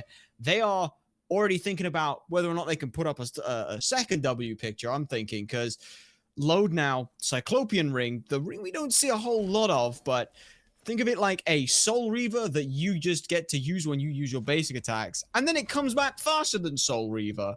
Well, old Soul Reaver used to have a cooldown on it, but comes back even faster when you just keep using your basics. So all Lode has got to do is exactly what StreakUp did last game. Hold left click and watch those health bars crumble. You know, I'm looking at this gold. And Gold Fury going the way of the Bolts. Team fights going the way of the Bolts. Picks in the jungle going the way of the Bolts so far. And this lead has not blossomed. I mean, and the Yomi Tanuki have kept this thing pretty tight here. And especially taking down this tower. I mean, drawing within 700. Not even 1,000 gold lead here for the Bolts, who have found continuous engagements, who have found objectives as well. Apreel and Calvin locking down Dutsher. Lode coming in now, has that hasten ring, able to zoom around the map. He's going to back off now. Pikarino's in a weird spot here. Blast off, gets him out of danger for at least a moment here. Lode forced into the air early. Apreel waiting for it, waiting for it. The double knockup out of Apreel. OgiBre with a big-time boulder cutting through the Olympus Bolts. Great patience out of the jungler, though. OtherTheAnother pulled back in and taken down by Pikarino. The mentals are tilted as the F6 comes out. Oh, great, and I mean great rotation from OgiBre and patience out of Apreel. Huge. Spell the end of 3 members of the Olympus Bolts, and just like that, Bloater, the Yomi Tanuki on top in kills, on top in gold, grabbing objectives, and straight to the Fire Giant. My goodness, my gracious, my me. I think that is the biggest caster curse I have ever managed to put for the Olympus Bolts. I'm so sorry, Yomi Tanukis. I'll send you my PayPal details later. But what an engagement. You mentioned it. OgiBre shows up, massive boulder chunking through health bars, and then pulling back in the OtherTheAnother. So impactful. Such a huge difference in comparison to game one, where it's that same idea of I'm going to stand in and cause problems for these backliners. Now it is the problems I'm causing. You cannot just punch your way through them. You have to respect this CC coming through. It has been so impactful. Duduin not able to make the same kind of impact, and the aggression from the Olympus Bolts starts off at the purple buff, chasing members out of the purple buff, to then chasing for a pick on Pikarino. But Lode gets way too big. They still have the target on their back. They are not level 20. They do not have as much sustain. They are still the most valued member from the Olympus Bolts. They go in towards this Gold Fury pit, looking for the pick onto Pikarino. And then immediately, as soon as that doesn't work, Lode is bailing into the ultimate. Dutsher is waiting for them to land so that they can throw the ultimate out. But then it is just everyone is stood there, waiting for this teleport to go through. Dutsher gets out. Lode does not get out at that point. And then the Olympus Bolts are trying to fight this weird 4v5 situation. Yomi Tanuki's punish so heavily, grab themselves a pre-20-minute fire giant and get themselves now this Fury, and have set themselves up to counter-punch so hard. Primal Fury going the way of the Yomi Tanuki. And I talked about the Olympus Bolts not being able to blossom a lead. The Yomi Tanuki heard that and said, let me show you how it's done, to the tune of about 3,500 gold in the swing of just a few minutes here. It's Lode versus the world. Dutsher is here to give some assistance to the ADC. But with a wave under tower, I mean, how much can the Olympus Bolts do here to defend a tier 2? Actually, quite a bit. Pretty good. As more rotations are coming in. OgiBre hello. teleporting in as well. OgiBre is here, knocking up Lode. Dutsher caught by the stun. Ultimate out of the Ishtar. Oh, that's a huge whoop and a big engagement here from the Olympus Bolts. Apreel in the air. Where do you smash down, though? If you're the right, it's in the back line. Onto Lode, forcing the ultimate. Two ADCs low. Apreel gonna get stunned out here by the Zhong. Duduin dropping low as well. OgiBre leading the charge for the rest of the Tanuki. It's a jungler 1v1 in their place of work. The jungle and Bero is going to come out on the back end of it. Apreel on a killing spree. The 1v1 goes the way of the Yomi Tanuki, who are stampeding forward behind this Hercules. He is the Bero of bad news, and that is another member falls. Duduin ends up going, as does the tower. It's going to come down to the OtherTheAnother, Dutsher, and Lode. But Yomi Tanukis, this will be their first set win. If they can take it, they will grab themselves this left side Phoenix. Unfortunately now, all that heavy load comes down to just this Freya to try and deal with. Again, every single engagement, they are being the focus from OgiBre, from Apreel, from Pikarino's ult shots. Everything is going into them. That last engagement, where was the OtherTheAnother and Lode? They were cowering around, peeking their head around the corner of the tier 2 tower. The rest of the fight's happening towards the purple buff. Bero, Duduin, and Dutsher are all trying to push forward, but like I said in picks and bans, neither of these two ADCs can feel comfortable stepping that far up. Objectives wiped out across the map here for the Yomi Tanuki. Only 2 towers remaining, 2 Phoenixes remaining, 4 structures in total here for the Olympus Bolts between the Yomi Tanuki and taking down the Bolts Titan. I mean, when we're talking, we got to start thinking base defense here. Got to start thinking defense in general. Without a big, you have Duduin, sure, the big magical burst damage. Lode, more of an ADC type situation. Ogi's locked down, but that is a Hercules at 22 minutes, fully kitted out. That's not going anywhere. Point I'm trying to make here, Blur. Duduin has to get up in your face to use abilities. There's no Thoth, there's no Raijin, there's no long-range artillery. What kind of defense can the Olympus Bolts put up? It's a rough one. The best thing they've got is they're going to be able to use the walls from OtherTheAnother. If you're talking on, like, tower and structure sieges, it is so difficult right now for the Bolts. They're going to push up and try and not let this mid-tier 2 go for free, just because if it does, then they'll fight this exact same situation around at the Phoenix for free, so they have to worry about that. Outside of that, it is going to be kind of onto Bero. The Grand Joust with a lot of the massive cripple field is great, gets them into the backline super quickly. We need to see something come from across the skies, into the skies, to the skies. Get it eventually. It's early. I'm going to blame that every time, but we need to see more from this Horus ult. If that is the case of just absolutely everyone dumped into the backline and they deal with the fallout from that, so be it. But if it's the only way that OtherTheAnother and Lode are going to be able to push themselves into this backline, because OgiBre just will not let them in. Look at OtherTheAnother. BeroTheBeast force just on a pull. Oh, the boulder doing its work, and Apreel can follow right over the wall. Sorry, Anhur. You are made for the afterlife. Lode's going to be chased out by the remainder of the Yomi Tanuki as well. Just wrong place, wrong time. Freya. Dutsher likely able to escape here. Pikarino not letting it happen, though. Hunting down the support. Bero able to barely escape.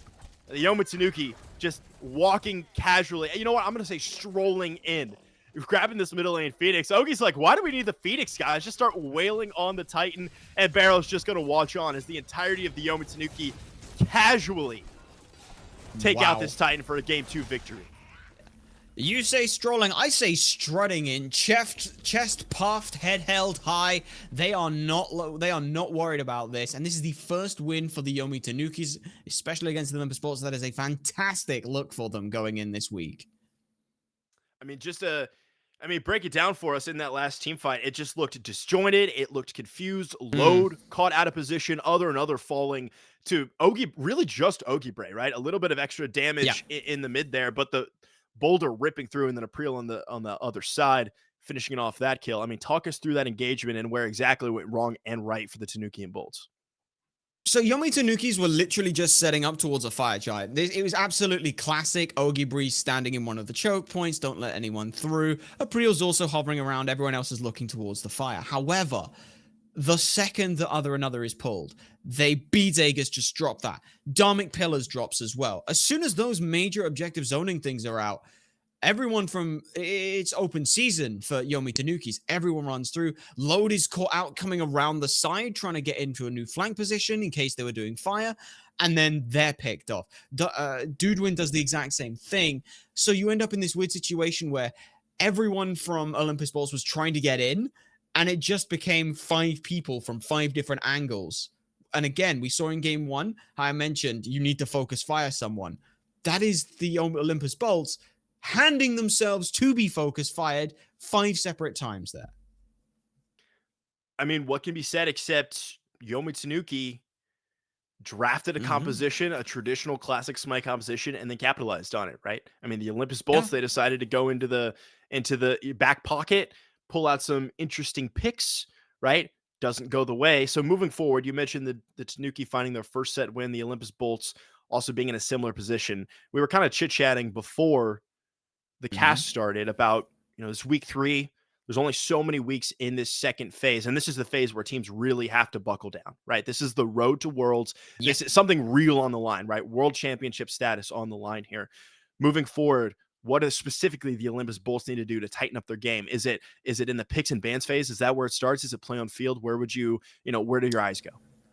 I think for me, it's play on field, that communication. If they're going to draft this kind of a little bit in picks and bans, game number 2, you need something that helps keep the hunters more comfortable in the backline. And if you're not going to do that, you need to have recognized that and play into that strength. Where is the strength on this team lie? It lies in getting these hunters into a focus fire. Where does the strength of the enemy team lies? Well, we've got to deal with this Hercules. If you have to chew through Hercules' health bar and just CC him out to start a win, you take those longer engagements because you get the free auto attack damage. You can left click those. There's no mana involvement. There's no ability cooldowns except Freya, but don't worry about that.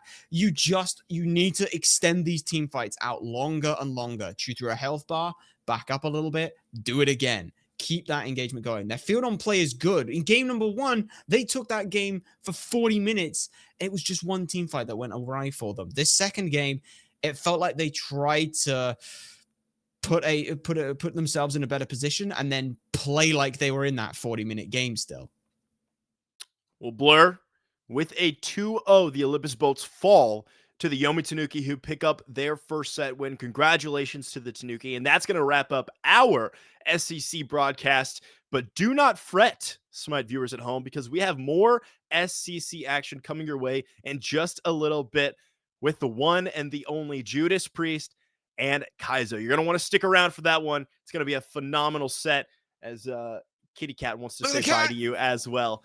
For myself, for Blur, for our wonderful producer Phoenix, and our spectator Raptor, thank you so much for joining us for this early set of European SEC action. Stick around, and then stick around after the SPL for North America SEC. We'll see you for the EU SEC in a little bit. We'll see you for NA SEC later on today. We'll catch you next time. Thank you for joining us. Make sure to stay hydrated.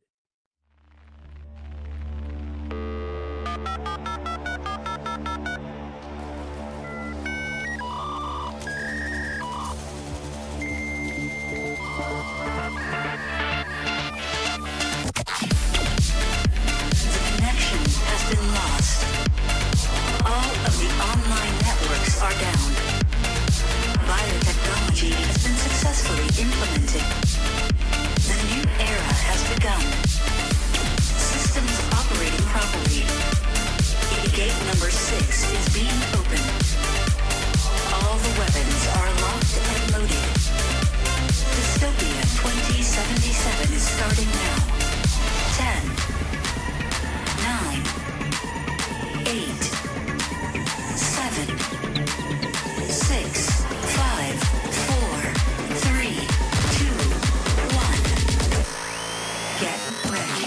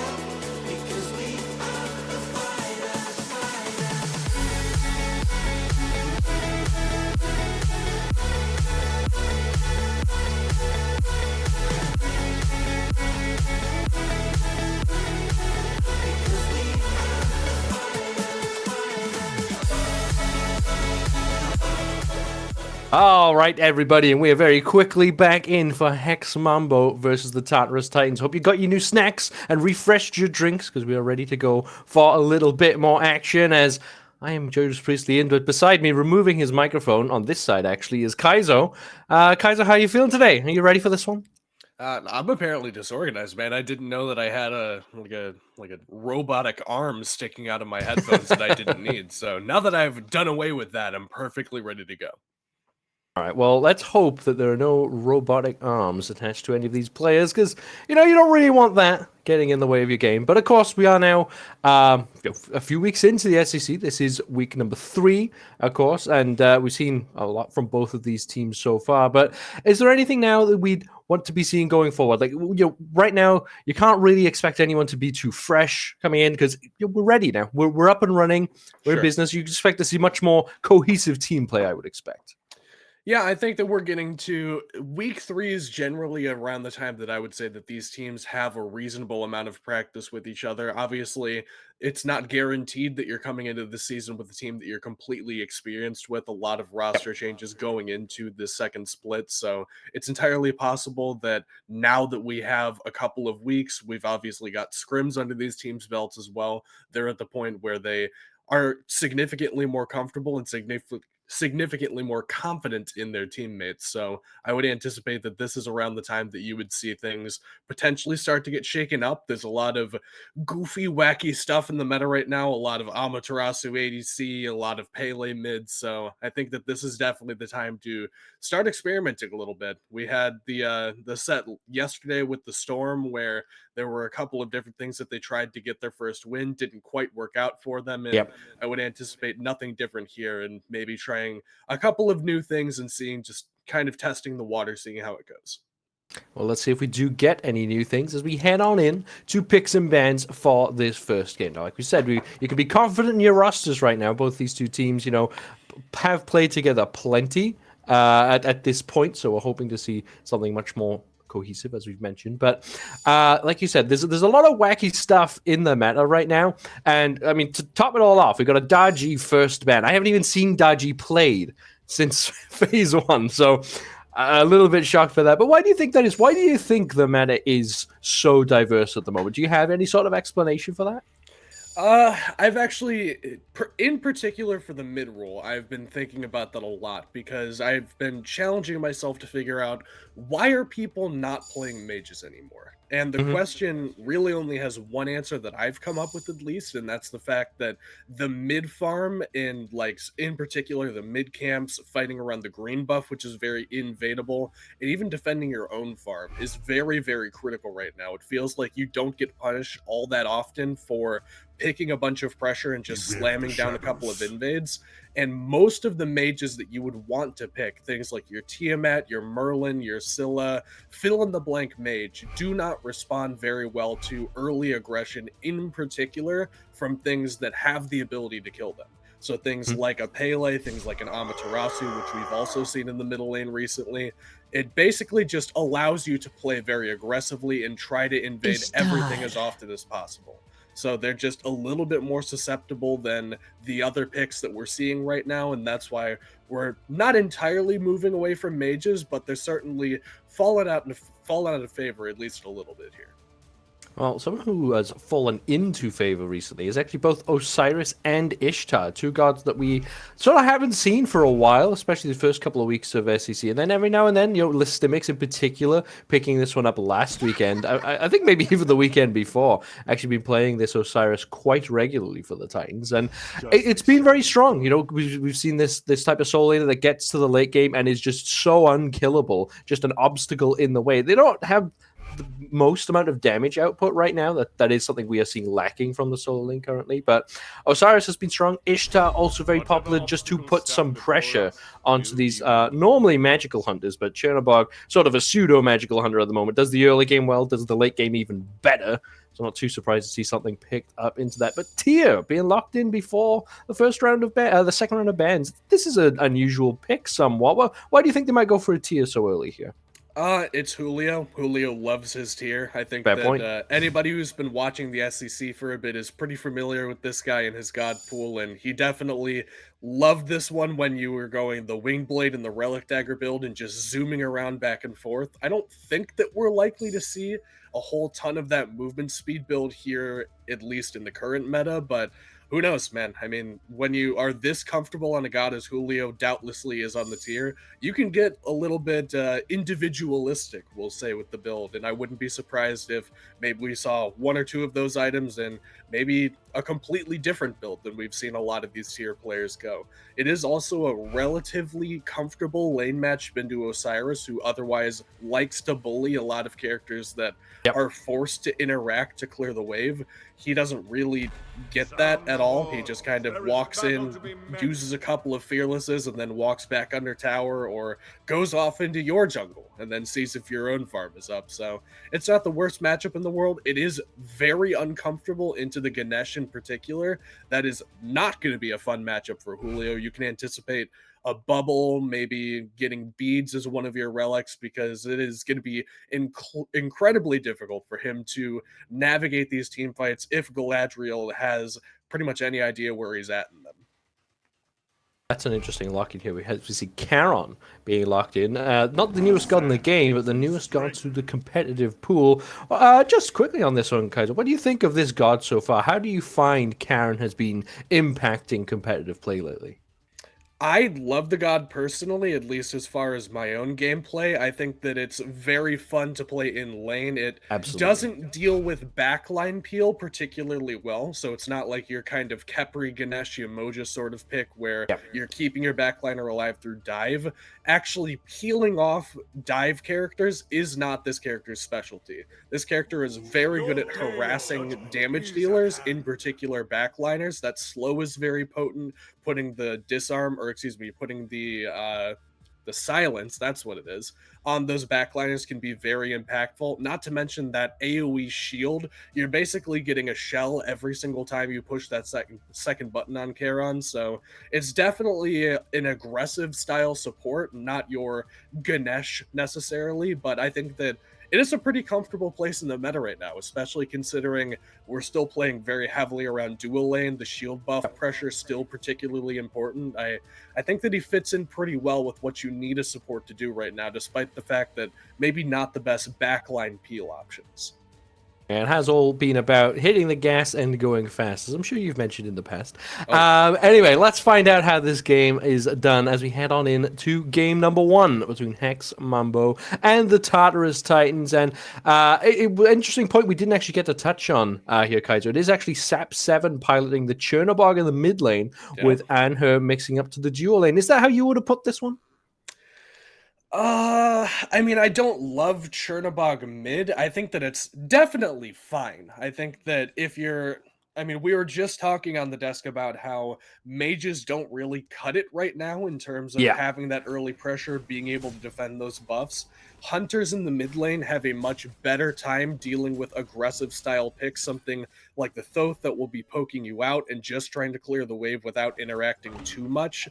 The Chernobog sort of punishes you for that. It has very good in-hand damage just by virtue of being a hunter. You add the Gilded Arrow on top of that, and that's even more auto-attack damage. So it definitely gives you the opportunity to play very aggressively, not to mention the fact that it kind of evades some of the issues that Chernobog has, where you don't want to fight in whatever lane the Chernobog is in, because then you lose the global potential.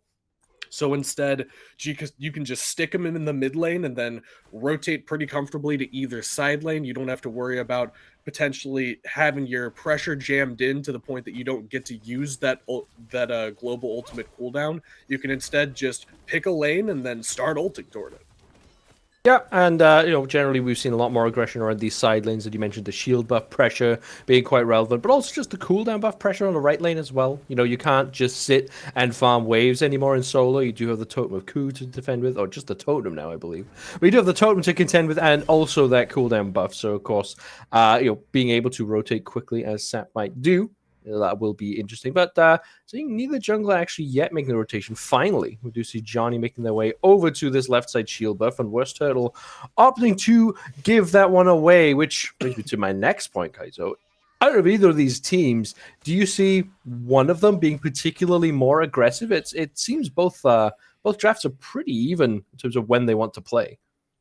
I would agree with that. I think that the Ratatoskr, for my money, is always one that you would want to get a little bit more aggressive a little bit earlier on, just because once you get that Acorn online, as we'll see Johnny at least go for some aggression, won't pay off.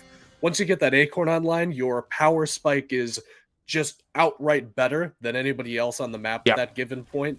It used to be, you know, we had boots were still in the game. If you're old enough to remember that, Judas, back when Warrior Tabby was an option for these junglers, it was at least comparable for a first item because it gave you movement speed, as does the Acorn, gives you some of that power, or you could have gone for the Ninja Tabby option to give some utility.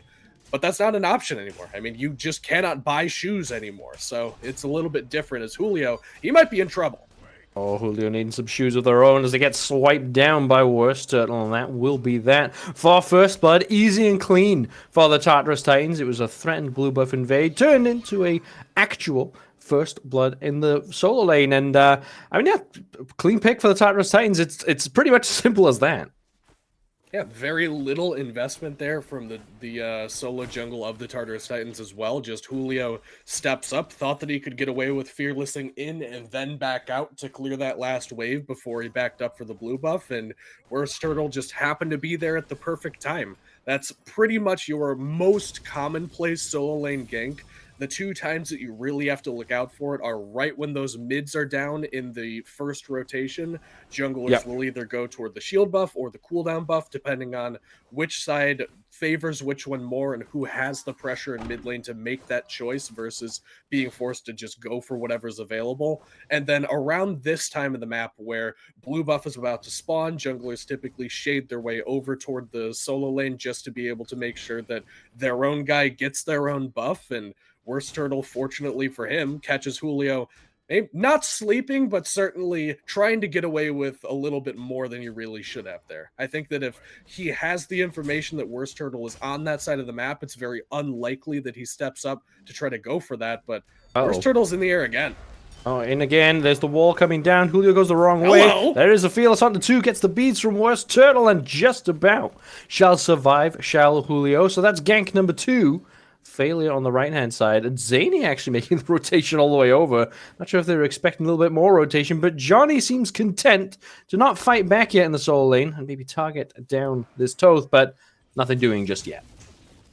And as we talk about Johnny, I actually took a peek down there at the build, because if you recall back to yesterday, Scream was piloting this Ratatoskr to some of the best effect that I've seen Ratatoskr done pretty recently. And his build in that game was he went the Thick Bark Acorn, that's the gray double flurry Acorn, and then he went later into the Brawler's Beat Stick after his starter item, and then also went for an early Breastplate. This time, we're going to see Johnny go for this Thistlethorn Acorn, which this gives you, instead of the double flurry, this gives you 5 acorns on that Acorn Blast, which not only, Judas, does more damage, but also makes it a little bit more reliable to hit. You pretty much have to be melee range or damn close to it in order to get the stun out of Johnny right now, or excuse me, if he didn't have this one. But since he has 5 acorns, the blast is a little bit tighter, it's a little bit wider at the max range as well, allowing you to really reliably use it even as a distance tool as opposed to being directly on top of somebody. It's a higher burst option and also gives you a little bit less survivability than the Thick Bark, just because you don't get the double flurry protection. So a more aggressive option that's a little bit more flexible, but won't be quite as tanky as Scream was in the set yesterday. And how lucky is Ratatoskr to be able to have multiple acorns that do multiple good things? But hold on, Worst Turtle catching out Sap 7, hunting for some additional farm. This is sort of touching on what you're talking about earlier, Kaizo, about mages not being able to contend with fights in the jungle. Well, apparently neither can Chernobog. Sap 7 falls down, uses the beads in the process. That's a tough loss for the Chernobog. And a weird one too, right? Like, because there's no Yeah. vision down there for the Tartarus Titans, so they either followed him or happened to be checking whatever farm was down there. Looks like beads were expended for sap, so he must have been caught unawares in some way by Zany. We obviously didn't get to see that kill, but Thoth not being available tells me that was a pretty likely contender for what exactly happened over there. Maybe got caught, dashing. Sometimes if you don't feel like you're under pressure, you'll use that movement ability, which, keep in mind, is your escape, is your safety tool, just to get to that farm a little bit sooner. Got to be careful, especially when Worst Turtle has proven pretty significantly this game that he's wanting to play around the solo side of the map. Doesn't look like they have any great vision to determine where he's going to be at least right now. Wards were up on right-hand side, have fallen off, so no information available there for Sap to tell him maybe somebody lurking in the jungle, don't dash toward these back camps.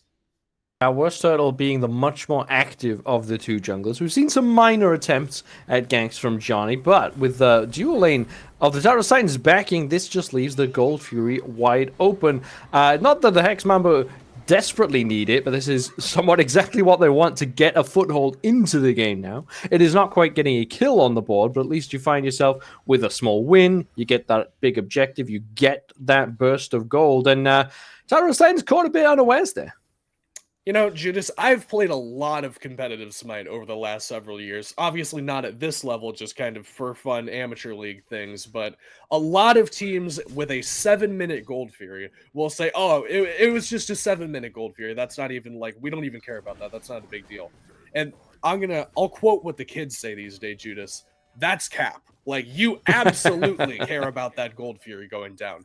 Is it the end of the world, like you said? No. I mean, they're only up 600 or 700 gold, but that's gold that they're up after Tartarus Titans have already gotten 2 kills to 0. They've yet to find one on the board for the Hex Mambo, and they're still a little bit in the lead. It's not a whole lot, as Johnny takes a whole lot of damage, is forced into the air, barely getting on out of there with double-digit HP, and Worst Turtle's not done. Away. Worst Turtle surely can't reach it, but Sap 7 might need to be aware of where this Thor is. Sap 7 looks to be looking for Worst Turtle, but ends up just finding them falling from the sky, and that shall be that. But Johnny there with a bit of a warning sign, needed the entirety of the cosmos to escape from that one, because that could have been very dangerous. Spudio and ACD brawling out over that shield buff as well. It's a very, very finely poised game right now. No one's getting a clear edge. There just seems to be this slight jungle differential at this early stage. But, I mean, we've seen Johnny play before. It's likely not to stay this way.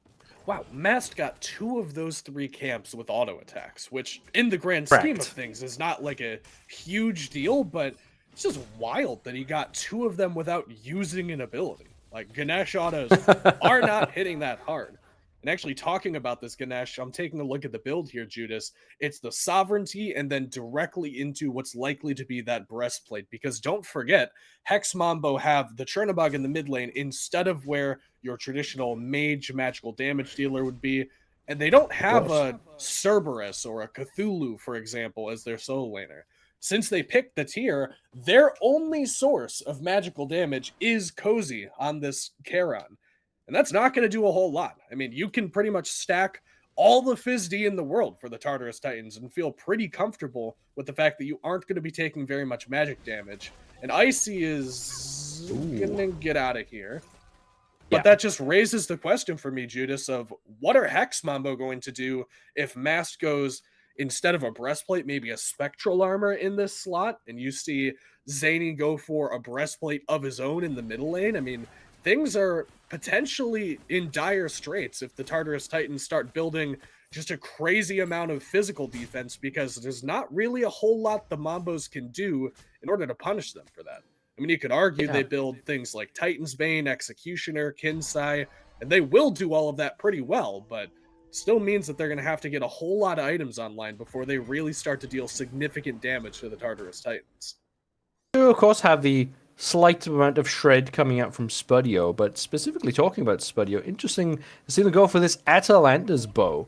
Now, it is a bit of a faster start, and you can see that's why it's paying off so well into mass kill right now. Johnny looping around, gets the stun in the Dynamic Pillar. Spudio just walked. I don't even know if they used an Impale in that fight. Sap going all the way into the tower. This is almost certainly a dead Chernobog. Luckily, they can't get to safety. And there is backup from Johnny through the Cosmos. ACD blasts them both away. Where's player 3? There's Spudio looping in. There's the Pillar. There's the Impale. There is the kill. And Zany just off the mark with that final judgment. Sweeps up Sap. Sweeps up Johnny. Makes a huge revenge play. 2 for 2 across the map overall. And that's how that should end, with the way that it started. Exactly. I mean, when you've got Chernobog ulting into the tower, ego challenging in the tower while being hit by the creep wave, while being hit by the tower, while being hit by the enemy ADC. That's just not, you should, if he walks away from that unscathed, Judas, it would feel wrong to me. Like, there should be some form of punishment. One might say final judgment could come their way. Fantastic. In response to, I know, I was pretty proud of that. In response to that over-aggression into the tower. And Icy, I mean, credit where it's due. He doesn't live there, but how could you? With the pressure they put on him, he lives long enough to deal the damage to set up for Zany.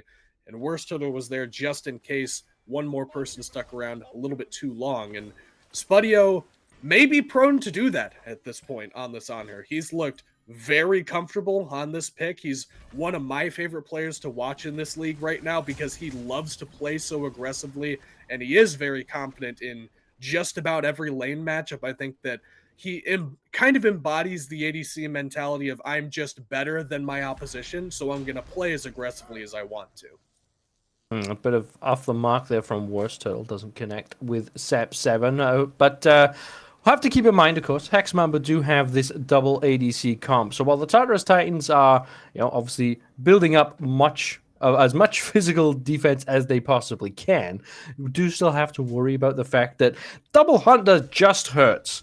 No matter what. I would expect to see maybe a split in the builds where maybe we see, for example, Sap 7 building into some crit, whereas Spudio focusing more on that sort of pen power type of build, especially on this Anhur as well, will provide that additional shred for Sap 7 to follow up. And Spudio 1v2 diving forward. Johnny is lurking around, and there is, oh my goodness, so much damage. Along with Sap flying from the sky is the duo from Hex Mambo. Mass kill now on the retreat, pops the shell early to get to safety, but the safety lies in the way of Charon to ferry him over through the sticks, and that will be 2 kills for Hex Mambo, and surely a Primal Fury as well.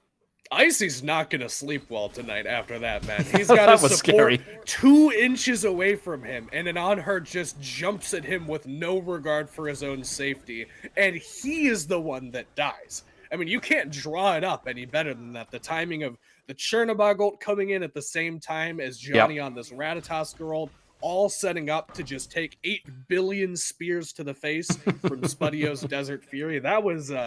that's some spooky stuff. You don't want to see that ever again if you're Icy.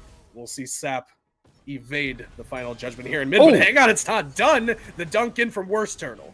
Can't evade the dunk. Can't get the Mueller's too. Great silence from Kha'Zix, though.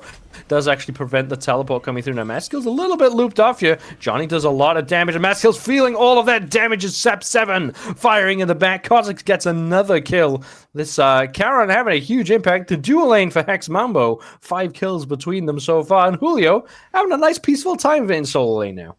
Yeah, this is the solo lane dream, as we'll see Sap going back in. Oh, not again. He dashes out, but fortunately for him, no mana for Sap, and he'll actually get sprinted away from the Osiris ult here. Everybody heading for the hills. Nobody has any resources. Oh, Zany with the shots. Listimics going for the dive. Zany does fall to Julio over all the way in the backside. Listimics now all alone. Has to retreat. No Lord of the Afterlife available. There's the stun coming out, but barely any time on that CC. Listimics now lift to the sky. Nice knockback from Julio. There's the Dynamic Pillars from Maskill. Desert Fury goes off somewhere in that fight. Spudio making the long rotation all the way over. West Turtle back again. After all of this fighting said and done, this mid lane brawl comes to an end. Not a lot done just yet. Pyromancer still stands as well. Pyromancer stands. Beads expended there from Listimics. If you're wondering why that crowd control was so short on the tier ult, he actually used those to kind of immune at least some of that lockdown, get him on out of there. Probably worth his while, considering still hasn't taken a spill yet. Don't want to give that first death over especially around a critical objective like the Pyromancer right now. And you mentioned that the backline for the Hex Mambo are just going to hurt. Well, I think that it's worth pointing out as well, Judas, they're also going to hurt these objectives. The shred for the Hex Mambo is going to be insanely good with this double ADC backline. You've got Executioner online now as well for Spudio, so 2 different ways to reduce the protection for Sap to do even more damage. And the wraparound here from Johnny does not seem to be spotted out. It wasn't spotted out, but it is beads out, as well as Worst Turtle in the mid lane. Actually setting that up for a while, I noticed, onto Sap 7. So another death for the Chernobog. 3 deaths so far onto Sap 7. Looks like the Tartarus Titan setting up this left side jungle. Johnny spots out Worst Turtle, goes for the initial engagement, but gets CC down. Dharmic Pillars is great, not quite enough damage just yet. Looks like the rest of the Tartarus Titans will back off. Oh, Zany with the shot, doesn't quite connect with the evade and punish by virtue of the blink from Johnny, and that shall be that. Something I think is worth pointing out here, Kaiser, we actually have Tyr versus Thoth. Therefore, 2 very opposing rules of law commanding against each other right now. Which do you think will come out on top? Whose truth is better? It's seeming suspiciously like it might be the Arbiter of the Damned that has the upper hand in that situation. He's sitting pretty comfortably at level 16, 2-1-2 so far on this Thoth, and might be hunting another kill here. Cozy's taking a lot of damage to try to get onto this beacon. Johnny is here on the rotation, but solo laners are coming as well. Soul Lane's on the way. Sap 7 Cosmic's on the spot at the moment. Maskil stunned out. Damnation hits 3. Need to get on this beacon, and as does Maskil oblige. Tartarus Titans now with 4 in the spot. Will there be a counter engage from Hex Mambo? It's just a pillar for the time being. The zone control is so good for both sides, and yet here comes in Julio now. Beacon gets neutralized. Now it's slightly in favor of the Mambo. This Mambo is going on right now because it's a huge dance for this beacon. But neither side really willing to give it up. It's just the 2 members of the Hex Mambo there, but it will be conceded by the Tartarus Titans. That's one of the longest beacon brawls I've ever seen. You should watch back the VOD from the set that I had last night, Judas, because we had a minute and a half of nobody dying over the beacon. Fortunately, this one didn't drag on quite as long, thanks to the fact that Spudio is capable of making that rotation. You can see just ticks over to level 18, 3-0-1 on this Anhur, gives him all the pressure in the world to just clear the wave up on the tower line of Icy and then walk on over without missing any farm, whereas Icy has to respond to that wave being pushed for fear of falling any further behind. If you are 2 levels down as an ADC, that's already bad, but you get much further than that. You're talking a starter item available for Spudio, whereas not for Icy. You're talking another critical crit item or a penetration item that you won't have online.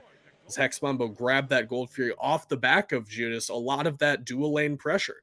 I mean, you just cannot step far enough forward for fear of the fact that Spudio's going to be lurking over there. Johnny's pretty much proven that he's willing to sit around these corners as he's trying to do right now. Fortunately for the Titans, he's on a ward here, but it's been a lot of play around this side of the map, and they're very well aware of that fact and responding to it accordingly. Also around, but as is Cozy. No one really willing to commit too hard here.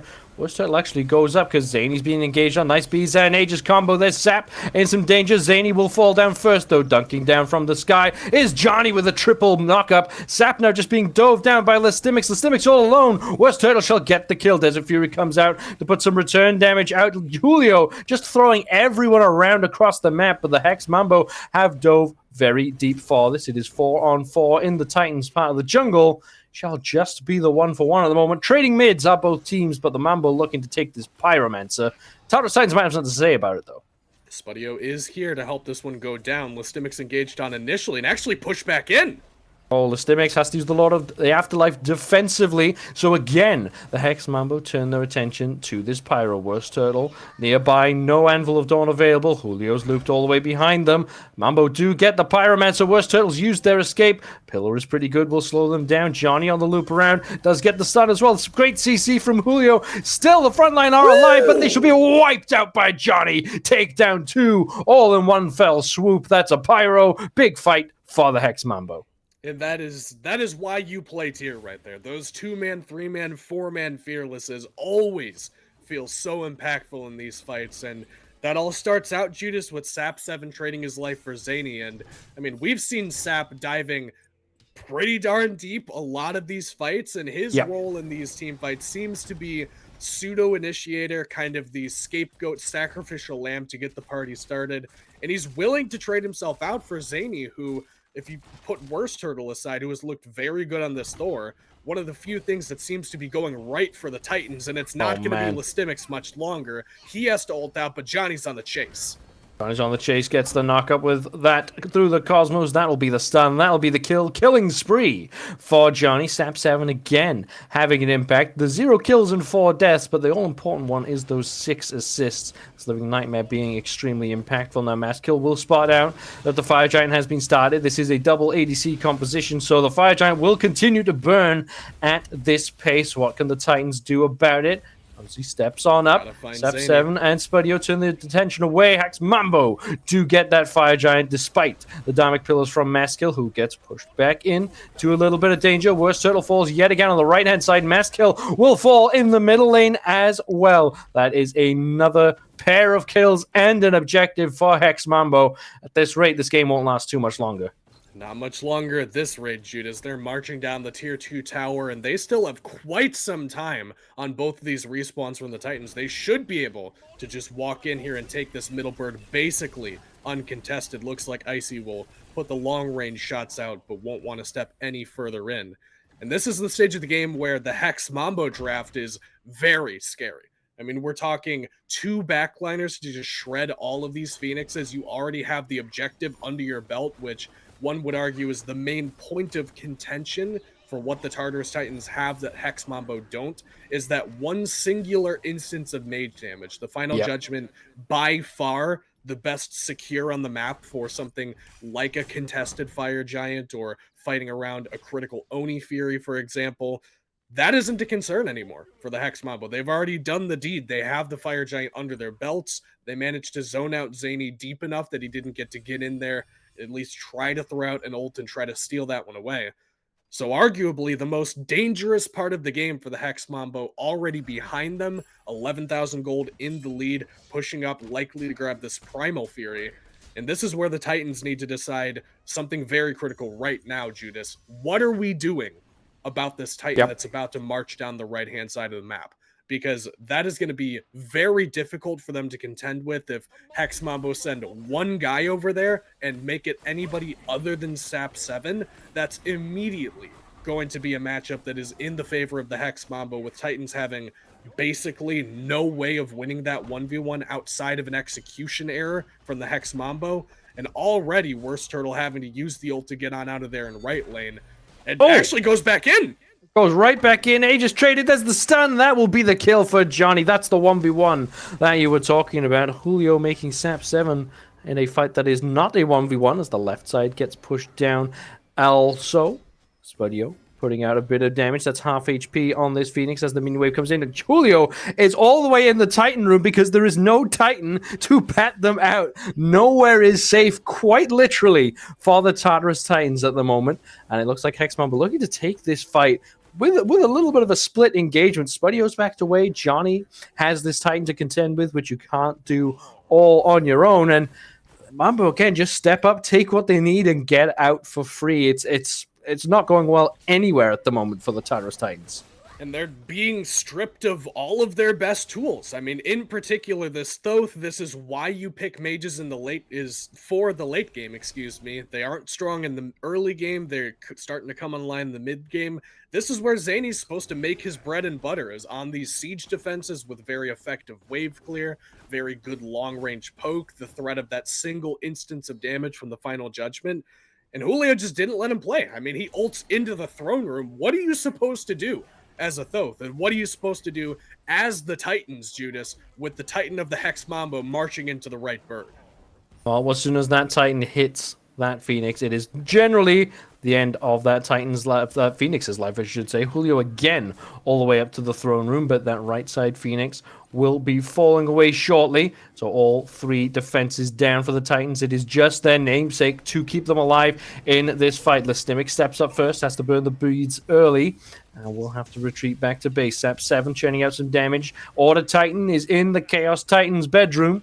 Now slamming down is Julio again with a huge ultimate. Dunking down the backside is Worst Turtle. And there is the Titan just falling down before the Titans really get rolling in their fight there. They possibly were shining up quite well in that engagement, but it was just too little too late. Titan falls down quick to the Hex Mambo. Hex Mambo made it look easy. Like, that was a very convincing game. There was some early aggression, some very good payoff from the Titans, particularly on the right-hand side of the map. I think the Worst Turtle did a great job of getting them off to a reasonable lead over there, but the control that Spudio had over the dual lane side of the map, in particular the Gold Fury pit, those purple buff, shield buff invades, I mean, all of it just felt so difficult for the Titans to contend with. You can see him there 3-0-4 at the end of that one, alongside his dual lane partner, who actually shares almost the same gold and the exact same stat line, Judas. So that's pretty cute. That's a good double date they had there. Karen's toll, you know, you pick up all those coins with all those kills. You gotta pay up. Got to pay the ferryman, and Kha'Zix sweeps all of that up. And yeah, like you said, it was just sort of look at the player damage numbers there. It's almost very finely balanced across the board. Spudio actually lowest on their team. But it was just a case of the Hex Mambo,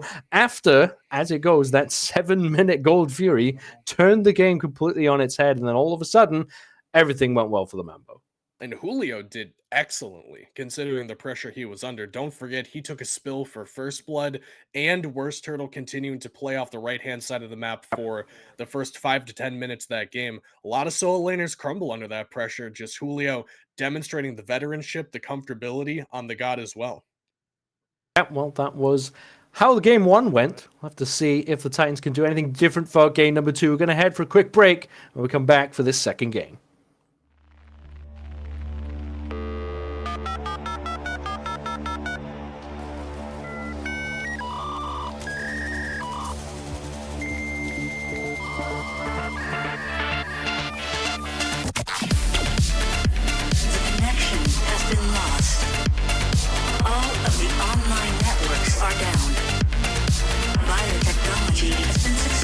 Implemented.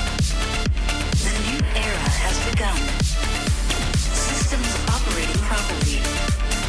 Gate number 6 is being opened. All the weapons are locked and loaded. Dystopia 2077 is starting now. 10, 9, 8, 7, 6, 5, 4, 3, 2,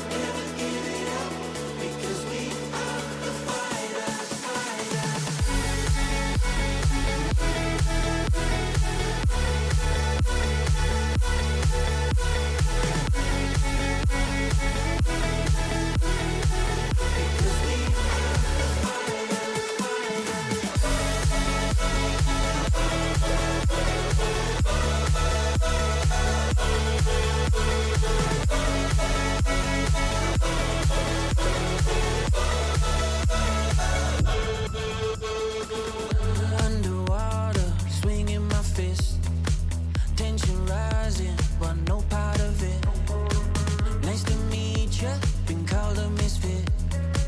No need to fake it, we all got some shit. Yeah, you check for my vitals, think I need revival. Broken down and fading, my heart keeps breaking.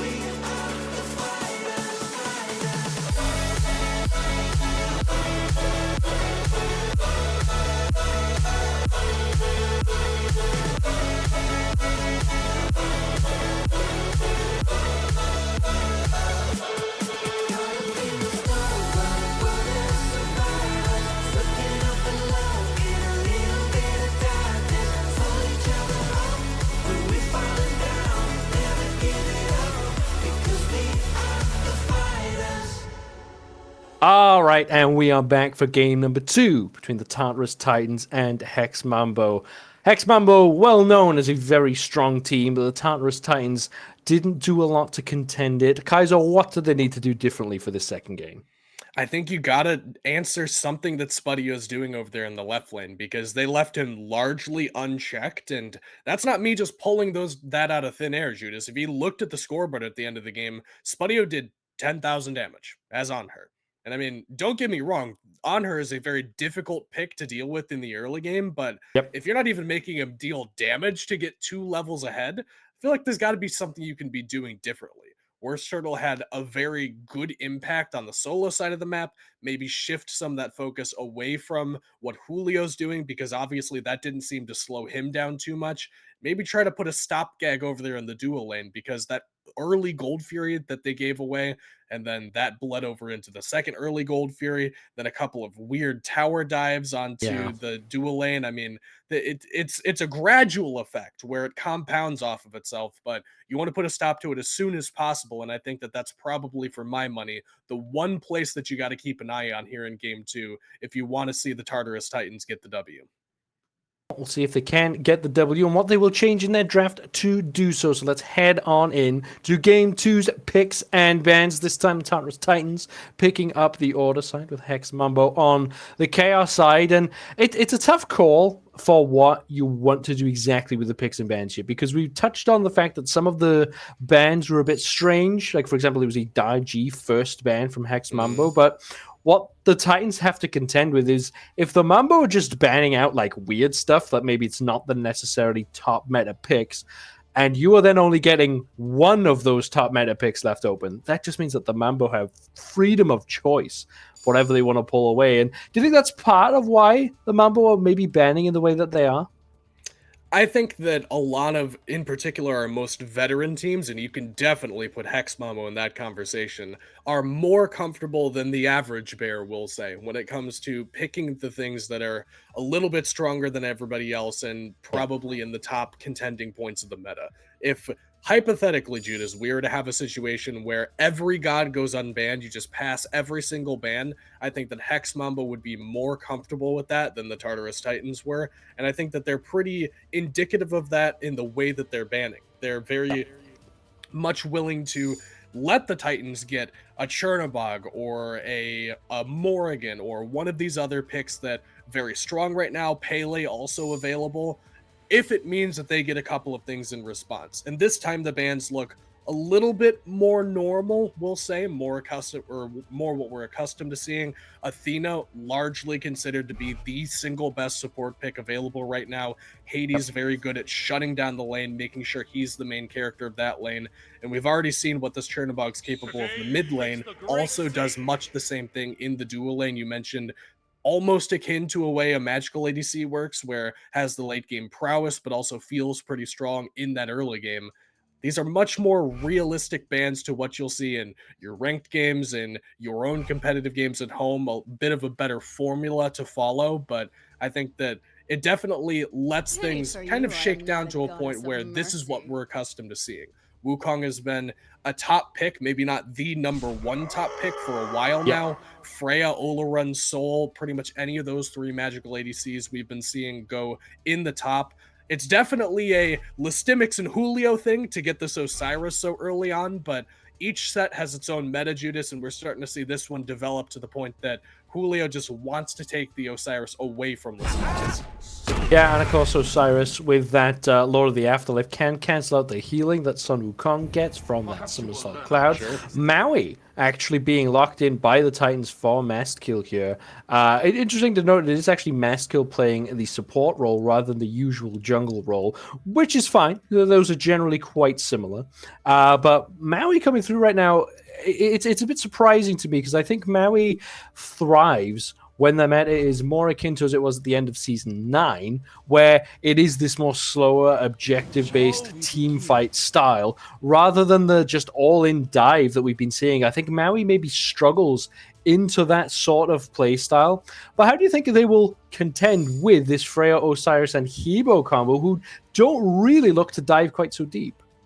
It is so brave of you to say that Maui looks good when Maui was the number one ban in the end of Season 9. Hot take, I know. I know. You're really pushing the boundaries here of what we're allowed to say on the broadcast. But I do think it's worth pointing out Maui in the very, very early stages of the game has a very positive matchup into Freya. Like, in particular, you walk into lane, Freya pops the pulse and then tries to start clearing the wave. Maui's very good at kind of preventing her from doing that very effectively. You can jump on her, you can pull her after the fact, and pretty much prevent her from clearing that first wave and get that ever critical lane pressure over there in the dual lane.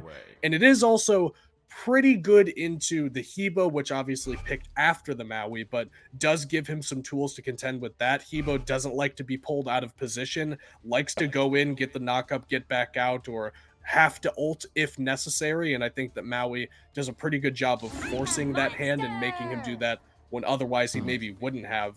It doesn't match up the best into the Ganesh just because if you pull somebody, you're immediately getting silenced, but that is one more teamfight tool that you're forcing out of this Ganesh when otherwise Cozy maybe wanted to hang on to that one and see if he can use that for some backline peel as opposed to on himself for the Maui pull.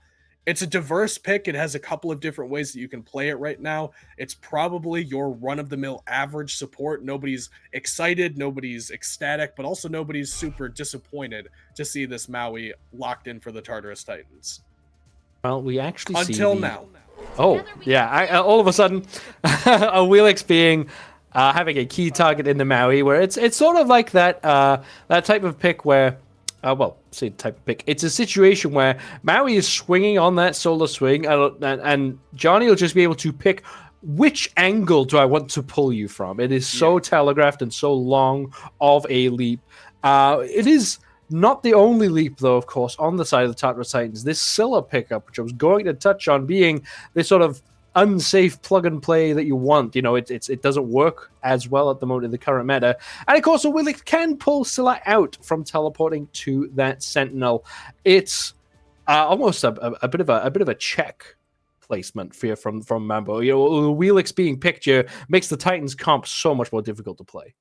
Yeah, Johnny with the Willis last pick is really staking a claim here for the Mambo. He is going to be the main character of this one because, like you mentioned, is incredibly strong into that Maui. You can literally just pick him off in a situation where ordinarily Maui feels quite safe. I think that he's one of the better Guardians at maintaining survivability, CC immune ult, very good, very reliable jump to get him out of danger. If you take away that key tool, it feels like he can't do much of anything because the jump is so integral to the way that Maui plays. It's his main source of peel. It's his best source of initiation, save for just dropping the landfall and trying to pull somebody in. He has to play so much more carefully. This is such an annoying matchup for the Maui, and Johnny is probably going to be hanging around that dual lane a whole lot more than we saw him in game number 1. It's going to be one to keep an eye on because Maui does kind of mess up a Willish if you try to go on somebody else. I mean, you can get pulled and prevented from doing the feather step, but that's assuming you're alive, Judas. Assuming you are alive, but the good news for the Titans is they shall be alive at the start of this game as we head on in to this second matchup. Now, I think the Tartarus Titans here might have been a bit fooled by the Hebo pick, thinking that might be a jungle pick for Johnny. That's where I was expecting it to go, but Sap 7 now, piloting this Hebo in the mid lane up against the Scylla. Do you think this Hebo's going to have a reasonable time? But there is a Thor on the other side, Thor, very good into Hebo. I'll definitely give you that one. I actually don't do this at home, kids, but Thor, one of my favorite supports to pick into Hebo, just because that wall is so good at locking him down. Any long-range CC, things like Solar Flare from a Khepri, for example, very good at contending with Hebo, who, again, he wants to make use of his movement. He wants to get in and out of these fights, get some poke off, and then back up. And if you have very good, very reliable long-range crowd control, it makes him think twice about stepping forward and getting too aggressive. And I think that Thor does that perhaps better than anybody else, having not only we'll see this interaction here in the duo lane, Spudio has to use the beads knowing that Maskell is going for the jump. But having that long-range crowd control just makes the life of Sap 7 so much more difficult. Well, AC getting all the way in. Maskell again with the leap in onto Cozy and Spudio, but there's the meditation coming through. So both relics already used by the duo lane for Hex Mambo. Maskell in a bit of danger as well. Huge scrapping going on for this early duo lane fight. But as you mentioned, Freya has a slight disadvantage in this first wave clear. Looks like Hex Mambo have survived that, despite Tartarus Titans doing whatever they could to make it difficult for them. Yeah, and you usually don't want to give up your beads too early on. As Sap is, wow, he looks very comfortable in this 1v2.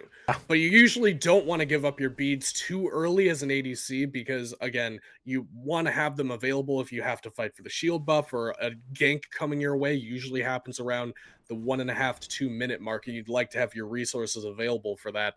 But in particular, this Freya into Maui, it's so crucial that you use the beads early on to prevent him from stopping you from using your pulse on that first wave, because that's like the only time that you can really abuse Freya in the laning phase is on that first wave. He gets one weakness, and that's that number one wave, and after that point, much more comfortable. Zany in some trouble. The knockup from Johnny is good, and the first blood shall be in their pocket. That's as simple as it goes, really. There's a bit of a scrap going. Worst Turtle went up against Sap 7, but left Zany alone to deal with Johnny, and Johnny's always going to win that fight. Johnny is always going to win that one, and actually, you might win some back camps here as well. Worst Turtle doubtlessly heard that Johnny was over here, but didn't want to contend with the level 4 Willish by himself. And that's bad news if you're a Tartarus Titans fan, because again, Johnny's going to be the main character of this one. He has the best pick for what the enemy team is going to be doing on the map. And again, Worst Turtle looked fantastic on the store in game number 1, but Willish is one of our premier snowball junglers. If you get her off to a lead, it can be very difficult to shut her down later on. And already getting this blue buff invade, making Listimics a little bit more uncomfortable in a lane matchup that already requires him to play a little bit more carefully, just because Osiris can punish you for just trying to walk up, clear the wave, and walk away. They've already got a stranglehold of the right-hand side of the map, and if Julio and Johnny can find some way to rotate that pressure over, in particular Johnny on the Awilish can find a way to break over into the dual lane, start harassing Masskill as well, it could already be very bad for the Tartarus Titans. Johnny just getting their own farm in their own side of the map, combined with Sap 7. Goes level 5 now. In fact, taking over to level 6 is Sap 7. Dual lane for Hex Mambo, also level 5. And ACD and Maskell will struggle to contend with this properly, so it's just a steal attempt coming through. It's a nice little back and forth, but over time you will lean in favor of the Hex Mambo dual lane. Not a whole lot of action aside from that one pick in the middle lane, but that's kind of all on Johnny's back. You know, when Johnny decides they want to get aggressive, want to make things happen, that's when things shall be happening, whether the Tartarus Titans want it to or not. But getting set up over on this left-hand side now, Worst Turtle here. Johnny spots him out. Certainly can't go for a surprise invade there, or surprise gank, and that'll just be a shield buff going the way of Johnny overall. And that's pretty much how you can expect that to go. Worst Turtle wanted an opportunity on the dual lane, thought that he had a reasonable window with which to use that opportunity because he didn't think anybody was there. As soon as he sees Johnny on that ward, or actually just walking in front of him, immediately pings it out, says, Johnny's here. We just straight up cannot fight over here right now. Immediately backs up and finds something else to do. You don't want to force that fight. It's actually a fight forced mass kill with the landfall. Asker with the landfall doesn't pull anyone into the tower, though. There's the Dharmic Pillars, doesn't quite do enough damage to take down the Maui. It has drawn the attention of Johnny, though, and that might just be enough for the Tartarus Titans, honestly. Although Zany walking right into Johnny. They almost didn't see each other for a moment, and Johnny actually not willing to engage because there's a Thor on the backside in the sky. There is the I'm a Monster. Ooh. Oh, man. That's a tasty whiff there. Zany can't dash to that Sentinel either. And I think, was that the beads then for Zany? No, it wasn't. Luckily enough, that was not all going in the way of Johnny, but that's just the threat that this Awilix carries right now.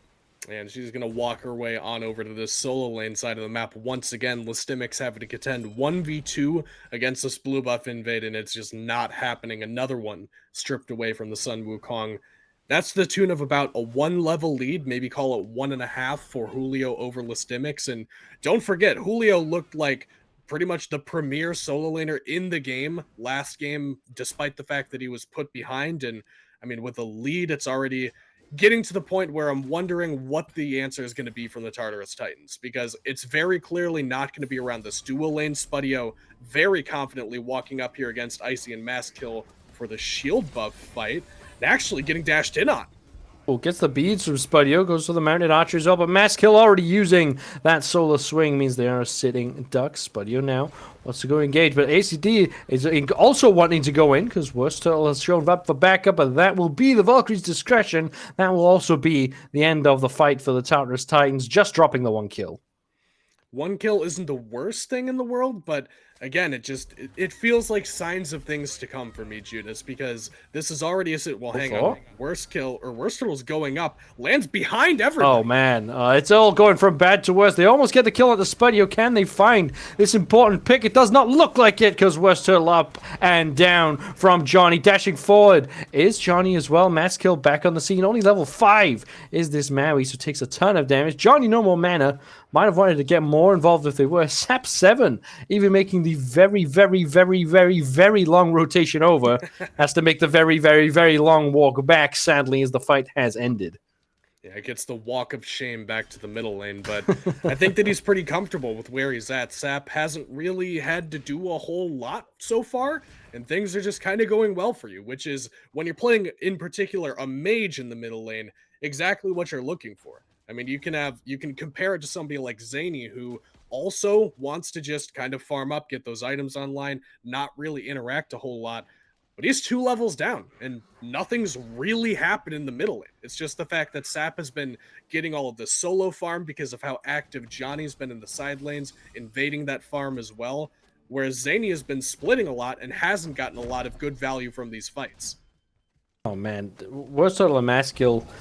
The phrase is unfortunately forcing it a bit over here. Spudio now gets re-engaged and has the Valkyrie's discretion. Worst Turtle and Mass Kill are so far in the realms of danger. Sap 7 just going to sweep up the free farm over here. Worst Turtle even decides to step on into the tower. It's one of those games right now for the Tartarus Titans, but it seems to be through their own doing. Yeah, and I do think that it's worth pointing out, Judas, because, well, hang on, Listimics is in a particularly bad situation here. Gets the Ox crippled out, will have to ult over the wall. Another blue buff invade successful for Hex Mambo. But anytime that we have a situation like this where a team makes a play that on the surface looks maybe a little bit silly, or maybe like they shouldn't be doing that, I like to point out whenever it is still the correct thing to do. And I think that this is a situation for the Tartarus Titans where, despite the fact that that fight in left lane, it was weird, it looks a little bit desperate, it is still the right way to play the map. And I won't get time to finish that thought. Sap 7 in some trouble. Still way out of position. Worst Turtle dunking down, doesn't quite connect. Nice knock up there from Sap to get Maskell out of their way. Sap 7 solo shall fall down to Worst Turtle. Now Spudio in some trouble. Zany comes through with the damage. So the Tartarus Titans do manage to get 2 on the board. Actually manage to use their resources in a way that is not an act of desperation. And instead, correct kills and 2 kills that they were desperately needed.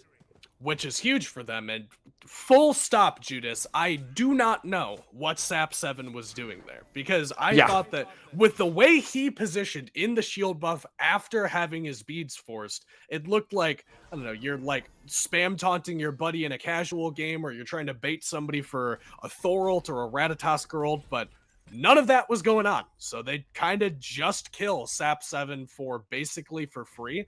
But to go back to the earlier point with that tower dive and left where they were trying to shut down Spudio, I do think that despite the fact that it looked sloppy, it looked a little bit messy, that is still the correct thing for them to have been doing at the time. If you're already 4,000 gold down at this stage of the game, the alarm bells should be ringing if you're a Tartarus Titans fan, and Johnny will actually sound another alarm bell himself in the solo lane. You gotta do something soon, and it is, already Worst Turtle finding something to make it happen, and Maskill's trying to fight his way into duo as well. Maskill putting on the dancing shoes, going left and right. Finally got the solo swing, but not in time.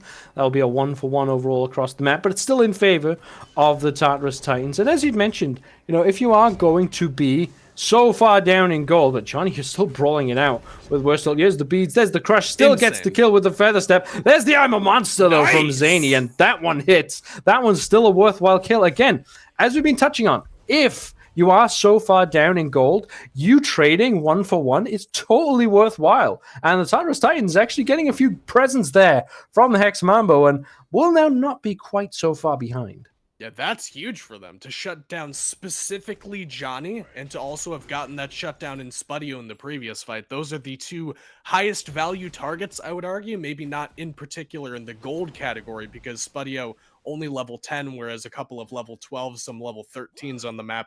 But as far as slowing down the momentum of players, I think that it's got to be Johnny, it's got to be Spudio, if you're looking to shut down anybody.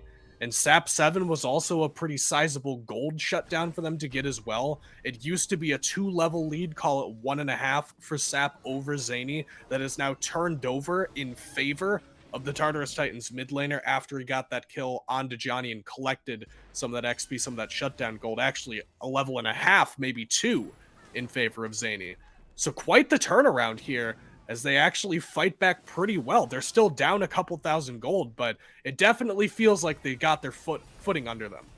Oh man, Sap 7 steps up way high. There is the damage coming out. There's the Armor Monster, not going to connect by virtue of that crushing wave. Zany gives chase. Zany does connect. Another kill onto this Hebo. Now, Worst Turtle hunting around. Not sure exactly where they want to land. They shall land where they began. Nice double tectonic rift as well. Shuts down any more aggression. And another decent fight for the Tartarus Titans. They are clawing their way back in slowly but surely. And some more, we'll call it precarious positioning from Sap 7 there. You can argue that Hebo was designed to play like that, where you're already the furthest man forward. Your job is I ult in, I kill a guy, and then my job is done. But he hasn't been doing that, Judas. I mean, that's not what we've seen Sap 7 doing so far this game. It's been a lot of getting pinched very early on in these engagements and not seeing a whole lot of value out of this Hebo pick the same way that we did from the Chernobog.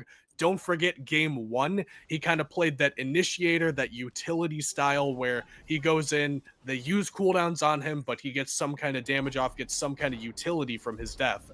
That's not really the style of play that Hebo has, as I see. Has to dash on out of here off the back of the horse.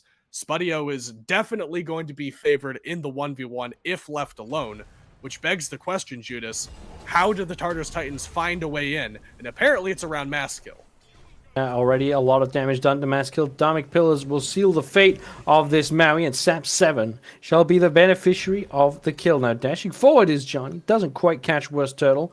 Manages to get on away. Now, Zany's here for this fight. That's a nice beads out from Johnny. Crush over the wall does a decent amount of damage. Johnny on the back of Suku now getting engaged on a nice double whoop. And then combine that with Sap 7 going in. Worst Turtle so low. Johnny does survive the aggression. Listimics all in and all the way down. The rest of the Mambo now barreling forward onto ACD. Zany dukes it out with Johnny and shall come out on top, but no mana left. Can you survive? The aggression from Julio does avoid the slow from the sickle. Mast kill to provide some peel and protection. Zany somehow still wanders out alive. ACD looping around for the fight. Zany with a little amount of damage, a little amount to work with. ACD dashing in. Dark Pillars again on this fight. Julio takes him down. I'm a Monster shall connect with Sap, but it won't quite do enough damage.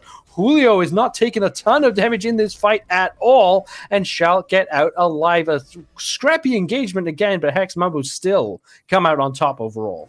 Hex Mambo may come out on top, but every time that we see these engagements, it gives me some hope for the Tartarus Titans, because Worst Turtle continues to look very good on this Thor, playing that utility style of pick that Thor can be at times. Obviously, if you get far ahead on this pick, you have the damage sufficient to one-shot a guy by yourself, but Worst Turtle is not fed here, and he's just basically playing setup man for his mid laner, for his back line, for whatever is around him at any given point. And Zany is definitely the guy to be setting up for right now. He looks red hot on this Scylla, hitting these freehand I'm a Monsters, getting that shutdown on Johnny earlier, managing to somehow make it out alive, being chased by 3 people on the Hex Mambo.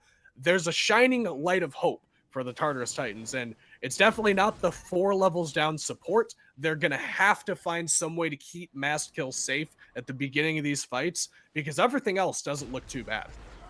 Well, the Gold Fury should be going the way. Oh my Look goodness, Zany. That is the kill already. Now, Hex Mambo get the Gold Fury, but Spudio in some danger. Landfall shall lock in Cozy. Cozy now with the Dharmic Pillars. Can't get past. There is another Tectonic Rift in the way. Dash through the wall, Cozy. You can do that. We'll dash out to safety instead. Zany now with the I'm a Monster shall connect. Zany is unstoppable for the Hex Mambo. Spudio now the target. Gets locked in by the walls. There's the Aegis. There's a 4-man grouping all around them, though, and ACD gets the all-important pick. A huge fight for the Tartarus Titans. Now Julio is in. Julio is trying to swing, get the tethers onto 3. Triple stun shall set the end of this aggression. But a great fight again for the Tartarus Titans. Have clawed their way in all at the back of Zany. And, well, hang on. Johnny might not be done here. Uh-oh. Blink in here onto ACD. Gets that good damage. Aegis forced out from the Hachi. Has to dash away. Julio is not done, though. Julio is in chasing one. Johnny shall chase the other, and they shall both, in synchronicity, get their 2 kills. I think that actually might have been a Shield of Thorns coming through from Julio there, picking up that kill. But wherever Zany is seems to be where the Tartarus Titans have success. And Zany again looping around onto Johnny. The damage comes through. Great damage. We're still already wants to go up into the air, tries to land down, but Johnny can leap over the wall. There's the Sikkim, though. There is the basic. Zany 8-1 on this Scylla, putting the entirety of the Tartarus Titans on their back. And well, hang on. We might not get a chance to chat just yet. Listimics contending this Pyromancer by himself, gets damage off onto Sap 7, forces the reset of the objective, and now the rest of the Tartarus Titans are on the scene, so Hex Mambo shouldn't be able to grab this one. But you can't draw it up any better than that, Judas. I mean, I was just saying that the things that look good for the Tartarus Titans are Worst Turtle's setup, the damage from Zany always being on point, and Mastkill has to find some way to be safer and not get picked off at the beginning of these engagements. And that fight starts with Worst Turtle's setup, Zany's follow-up, just blowing up Sap 7. By the way, both beads and Aegis and ult available for Sap. Doesn't use any of it, just dies. And then Mastkill gets a great landfall. They pull everybody back in. They shut down Spudio. Now they get another kill and the beacon away from Cozy. This is as good of a situation as you can draw up for the Tartarus Titans.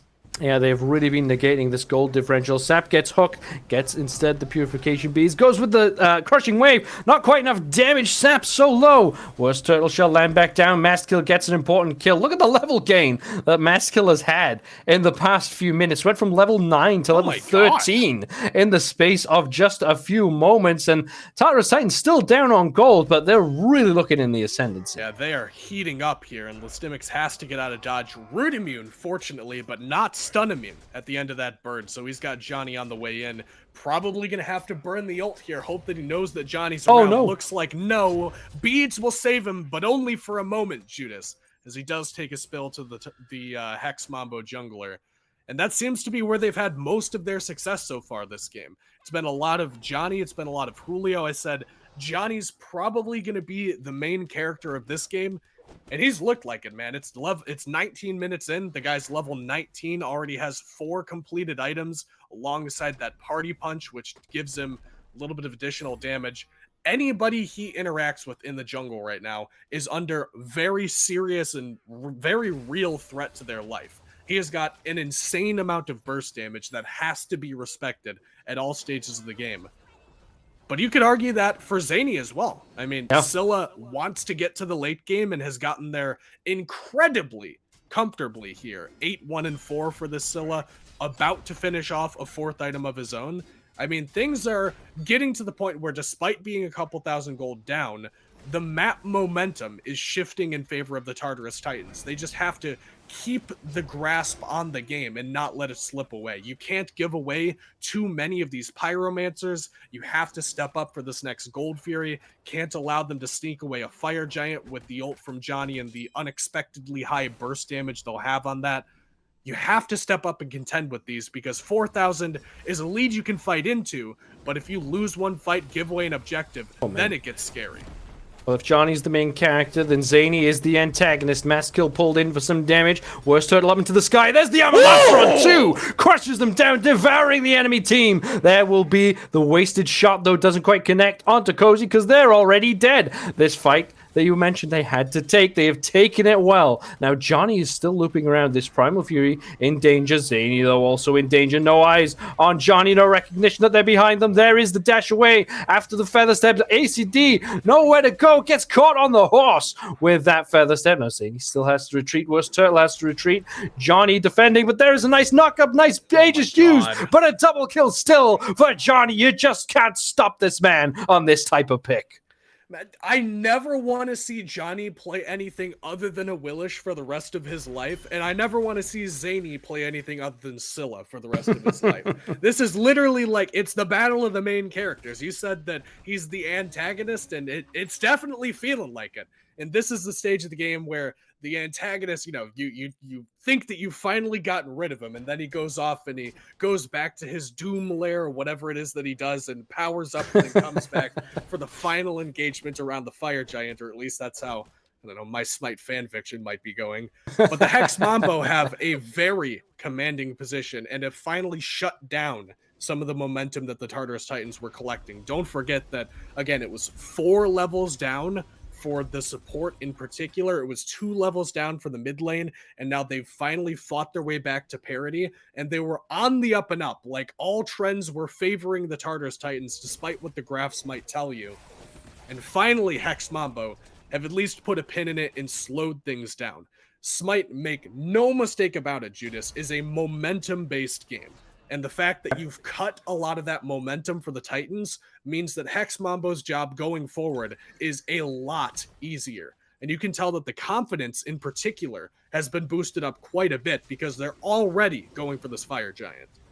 Giant started up. The engagement starts up on the Worst Turtle. Gets pulled in by the Awilix. Has to fly on away from Julio. Fire Giant does get dropped. So the Hex Mambo will have to begin that damage all over again. Zany is still around, but Julio doesn't want to let them too close. Listimics goes in, plays Bulldozer to create some space for Zany to loop around this right-hand side. Fire Giant at half HP. Johnny spots out their target. Gets, oh my god! Goodbye. Absolutely deleted by Zany, who does fire out the Armor Monster but can't connect with any more damage. All of a sudden, the star player for the Hex Mambo has gone down. The main character has been defeated, and the support cast don't know what to do. through just yet. Julio gets locked into place, and Worst Turtle now on a killing spree. The Tartarus Titans in position to take this Fire Giant. It is not yet enhanced. They've started up the damage, but the health bars are not particularly high. Listimics gets whooped by Spudio. Masskill jumping back in onto this Freya. Big knock-up from Sap7, though, means that Spudio gets the first kill onto the support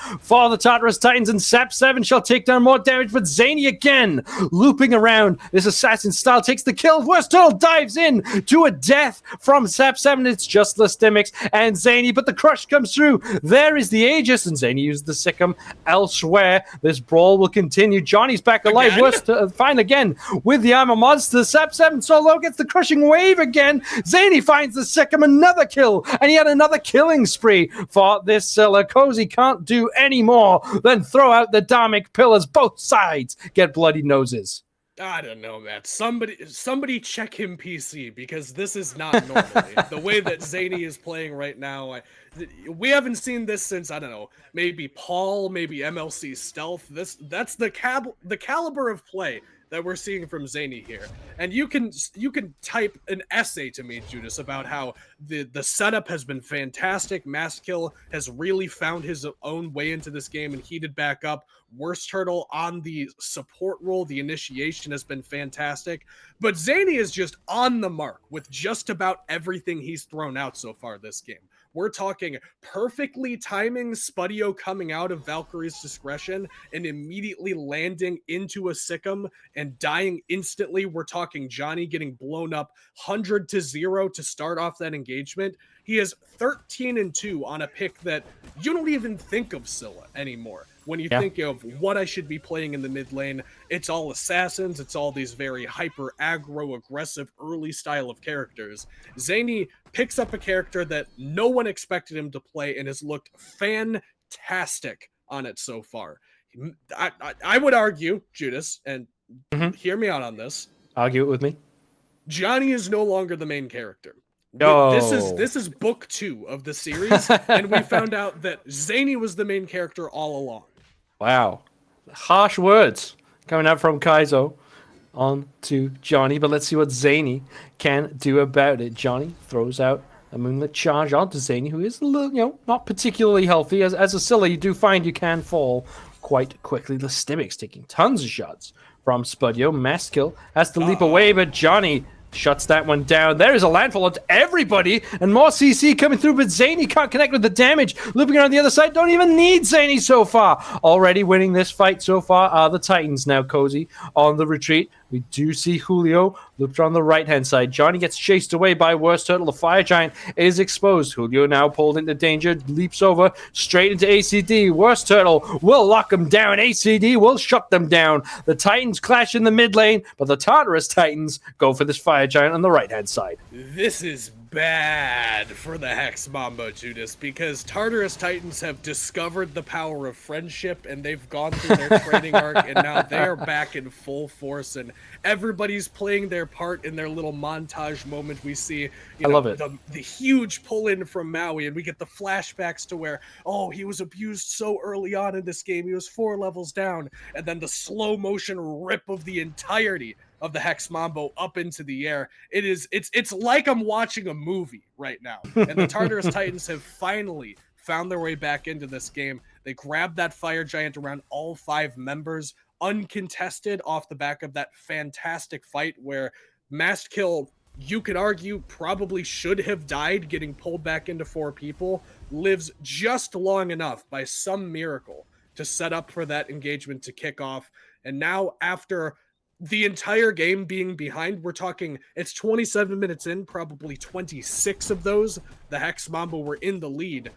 Finally, Judas, the Tartarus Titans get to play on the front foot, and they're the ones calling the shots. They'll get this Primal Fury completely uncontested now, and are likely to make their way instead over toward the tier 2 towers and left. We're talking, you could get a Phoenix pretty reliably with this Fire Giant, especially now that, as production points out, Zany has this Polynomicon online that gives him not only just an insane, just criminal amount of burst damage if he hits anybody with a root, as he's been doing so far this game, but also gives you some additional damage on these sieges. It makes you poke down the towers a little bit more effectively. You don't have to go in for more than a second or two with your support to just shunt a polyauto onto the tower, start getting a little bit of that damage online.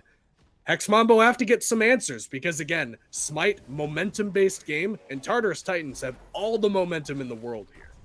Now, the Tartarus Titans asking all the questions, and this next question is, can you defend this tier 2 tower? Now, there's not a huge commitment coming out from the Tartarus Titans. They've already swept up the first tier 2 that they were looking for. But the second tier 2 in mid lane getting very, very low. The Stimix tanking it up. Worst Turtle again playing supporter, just zoning away with even more CC and objects being thrown into the face of the Mambo. And again, there's not a lot that the Mambo can do about it. The Titans are playing this safely and smartly. They've taken this fire giant. Now they are stripping their way through the map. It is still only 22 kills to 21. The Mambo have had a good time of it so far. But right now, the Titans really making them suffer. And I've been preaching the Titans story for the last couple of minutes, but let's talk about the Hex Mambo here, because they have to contend with the siege of the Tartarus Titans and might go for it here. They have a lot of gold in hand that they could go spend with all of the towers and the minor objective they picked up. Looks like they probably smartly decide to back up. And Hex Mambo do not want to let them spend all of that gold. They're going to chase them down. Worst Turtle channeling the back does get it off. That was my main concern. But now that the Titans are going to get the chance to spend all this gold, we're talking 5,000 gold in their favor. And it's not at the point, Judas, where that's hugely impactful anymore. Almost all of these builds being finished up for both teams. We're talking starter items on all 10 players in the lobby already. Just looking to trade out those recipes, which make it look like your build's full, but your build's not really full if you've still got a recipe in that last slot. You'd much rather have... I talked about this with JMac for a bit. Usually if you get a tier 2 of an item, that's typically when teams look to start selling off those recipes and start picking them up. Things like Bountiful Bow can feel very good for one part of a engagement and team fight, but once you get to the second round of abilities being cast, if you get, in particular, these hunters want something else instead of golden gooseberries. And sap, what? No one knows sap is there. Oh no, what is going on? Right, they spotted outside. Looks like everyone didn't notice what was going on there. Like ships passing in the night. Sap 7 on the retreat. Nice double knock up to the sky is Worst Turtle. That will be the damage coming out. Oh, nice Aegis. A lot of ultimates expended there for the Tartarus Titans. I thought they were looping around for a Phoenix push there, actually. But no, we're just targeting out the Hebo. But that will be beads and Aegis and ultimate off of the Hebo. So just Tartarus Titans will return to base, lick their wounds, and regain ward coverage of this fire giant pit. What do you think of that play there? Was that a smart play, or was that sort of a desperation play? It didn't really feel like that, but it maybe was a little bit of an overcommitment. Desperation's not the right word. It's more they didn't have a whole lot of time left on Fire Giant, probably an insufficient amount of time to step up to this Phoenix and really force their way into it. The only way that you were getting a bird for the Tartarus Titans was if you successfully landed a pick onto somebody. That's sort of why you saw everybody grouped up in the jungle like that. You're not comfortable marching your way down a lane and forcing a full-on team fight, but if you can catch one guy unawares and then get some kind of advantage going into the siege, then maybe you go for the bird. But it's a very low risk play. I mean, worst case scenario, you use a couple of ults, you don't get the kill, back up, reset, make your way over to the fire giant. Now we're seeing our first relatively even fighting or even footing fight in the jungle over here. Worst Turtle gets banished, Spudio gets jumped in on actually, and Mast Kill might be in some danger. The hunting for this Maui. All 5 members of the Hex Mambo. Worst Turtle shall wall any more aggression off, but this next beacon has appeared and shall be available for Hex Mambo to clean up. Tier 1 tower in mid lane. Still standing, by the way. Often been discussed as one of the more important objectives, and Hex Mambo still haven't taken that down. Like you said, all even footing, and look at the ward coverage on that right-hand side. It's almost filling in the blanks there. It is multicolored, multifaceted over there. I mean, it's a lot of red, it's a lot of blue, and it's very aggressive for the Tartarus Titans. They very clearly want to get a pick around this choke point where you see Cozy standing right now, and the Hex Mambo are just fighting their way forward with sentry wards, trying to cover their trails, make sure that the Tartarus Titans don't have the information of where they're standing at. Julio takes half of his health bar for just taking one crowd control, and we'll have to ult out there. That could be the go button here for the Tartarus Titans. I think that if you see Julio reset, you probably look to pull this one.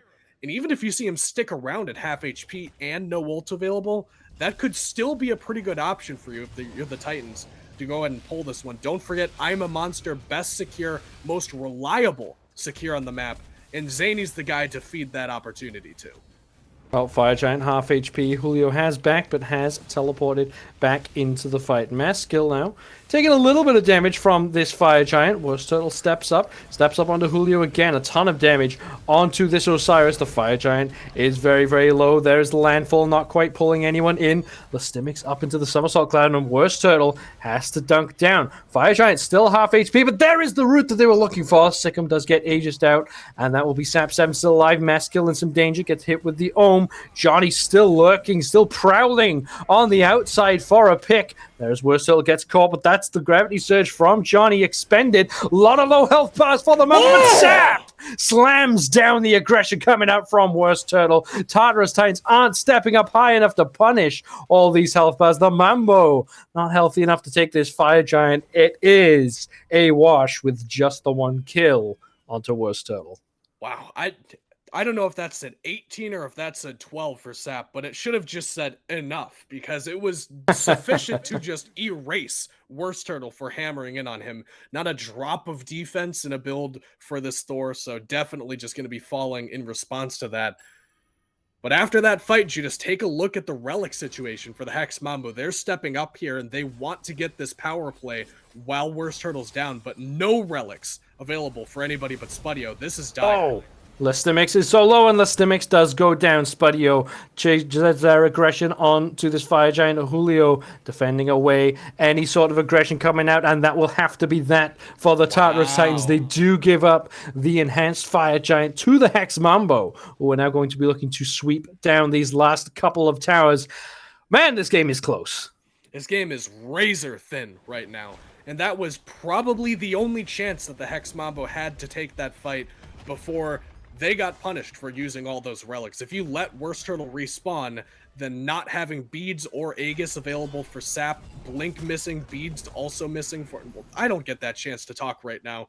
At least it doesn't seem like it, because Hex Mambo are running at whatever's in front of them despite not having any relics, which is what I'm trying to talk about, Judas, is the fact that they don't have any relics, and that's supposed to make them scared, but they don't seem scared at all. They don't seem deterred whatsoever from taking these fights, despite the fact that the resources that you would traditionally want to keep you safe unavailable for the Hex Mambo. And that's the confidence that they've played with all sets so far, even in the face of seemingly overwhelming adversity at certain times in this game, when Zany was really having the momentum under him, when Mass was catching back up and finally starting to land some of these landfalls. I mean, take a look at this graph, man. Even when things were at their worst, both of these teams back against the wall have fought their way back to parity and now back in the favor of the Hex Mambo with Fire Giant on all 5 members. And now let's talk about siege defense for the Tartarus Titans, because Hex Mambo had their one defense and did a pretty good job with it. Titans have to mirror that or better here.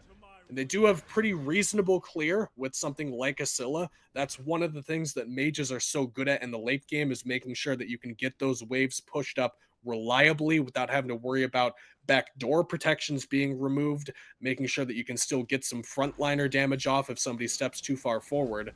It's actually Worst Turtle might be too far forward and actually just deleted.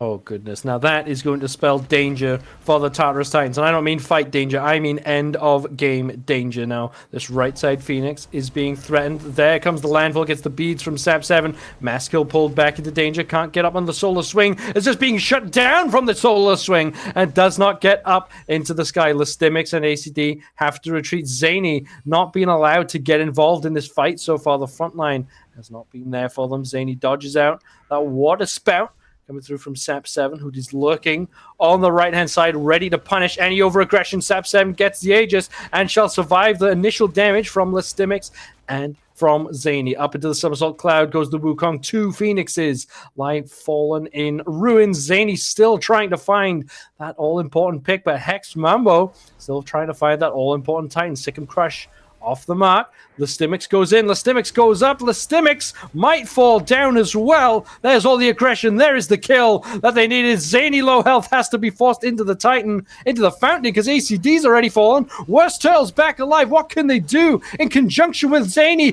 There's the I'm a Monster, comes through, hits one, comes through, hits two, but doesn't kill, and that will be a lot of damage onto this Titan. Still the Titan falls lower and lower, Johnny gets a kill, and the Titan will fall down to the rest of Hex Mambo. Zany still stands tall, but everything else lies in ruin. Hex Mambo fight back through a huge deficit and come away the winners. What a game, Judas. I that was a treat to watch. You don't often see in today's Smite those back and forth kind of games. I mean, we're talking maybe a 1,000, 2,000 gold swing here and there, but 10,000 gold from 5,000 deficit to 5,000 in the lead there is a crazy one to go back from. And then to actually claw back from that 5,000 gold lead after surrendering it, demonstrating the veteranship of this Hex Mambo team. And, you know, it's got to be said, I cooked this one up at some point during that set, and I didn't get the chance to mention it, but it seems to me, Judas, that Sap he must have attended the iRaffer School of Middle Lane, because his playstyle seems to me to be entirely, I'm going to go in, they'll use everything on me, and then I'll play Zeus. I'll die, but I'll get all my damage off, and then we'll just win the fight off of it. He did that both games in a style of play that I haven't seen out of a mid laner in a very long time, but I mean, it definitely worked for the Hex Mambo. Johnny looked fantastic in that set. Julio came to life a little bit there at the end too. It was it's very unfortunate for Zany to have that kind of career game and then still end up losing, but sometimes that's just how the Smite goes. Yeah, that is how it goes, and that is how it went. The Mambo take this set 2-0, and that is it for the EUSCC for this morning. So thank you all for joining us. I've been Judas Priestley, joined of course by Kaizo. Still on the backside, we've had Phoenix and Raptor coming around, helping us out here. But that will be that for this morning's broadcast. Stick around, because we will have SPL coming up very, very soon. And after that, of course, some NASCC. But that is it from us today. We're signing off.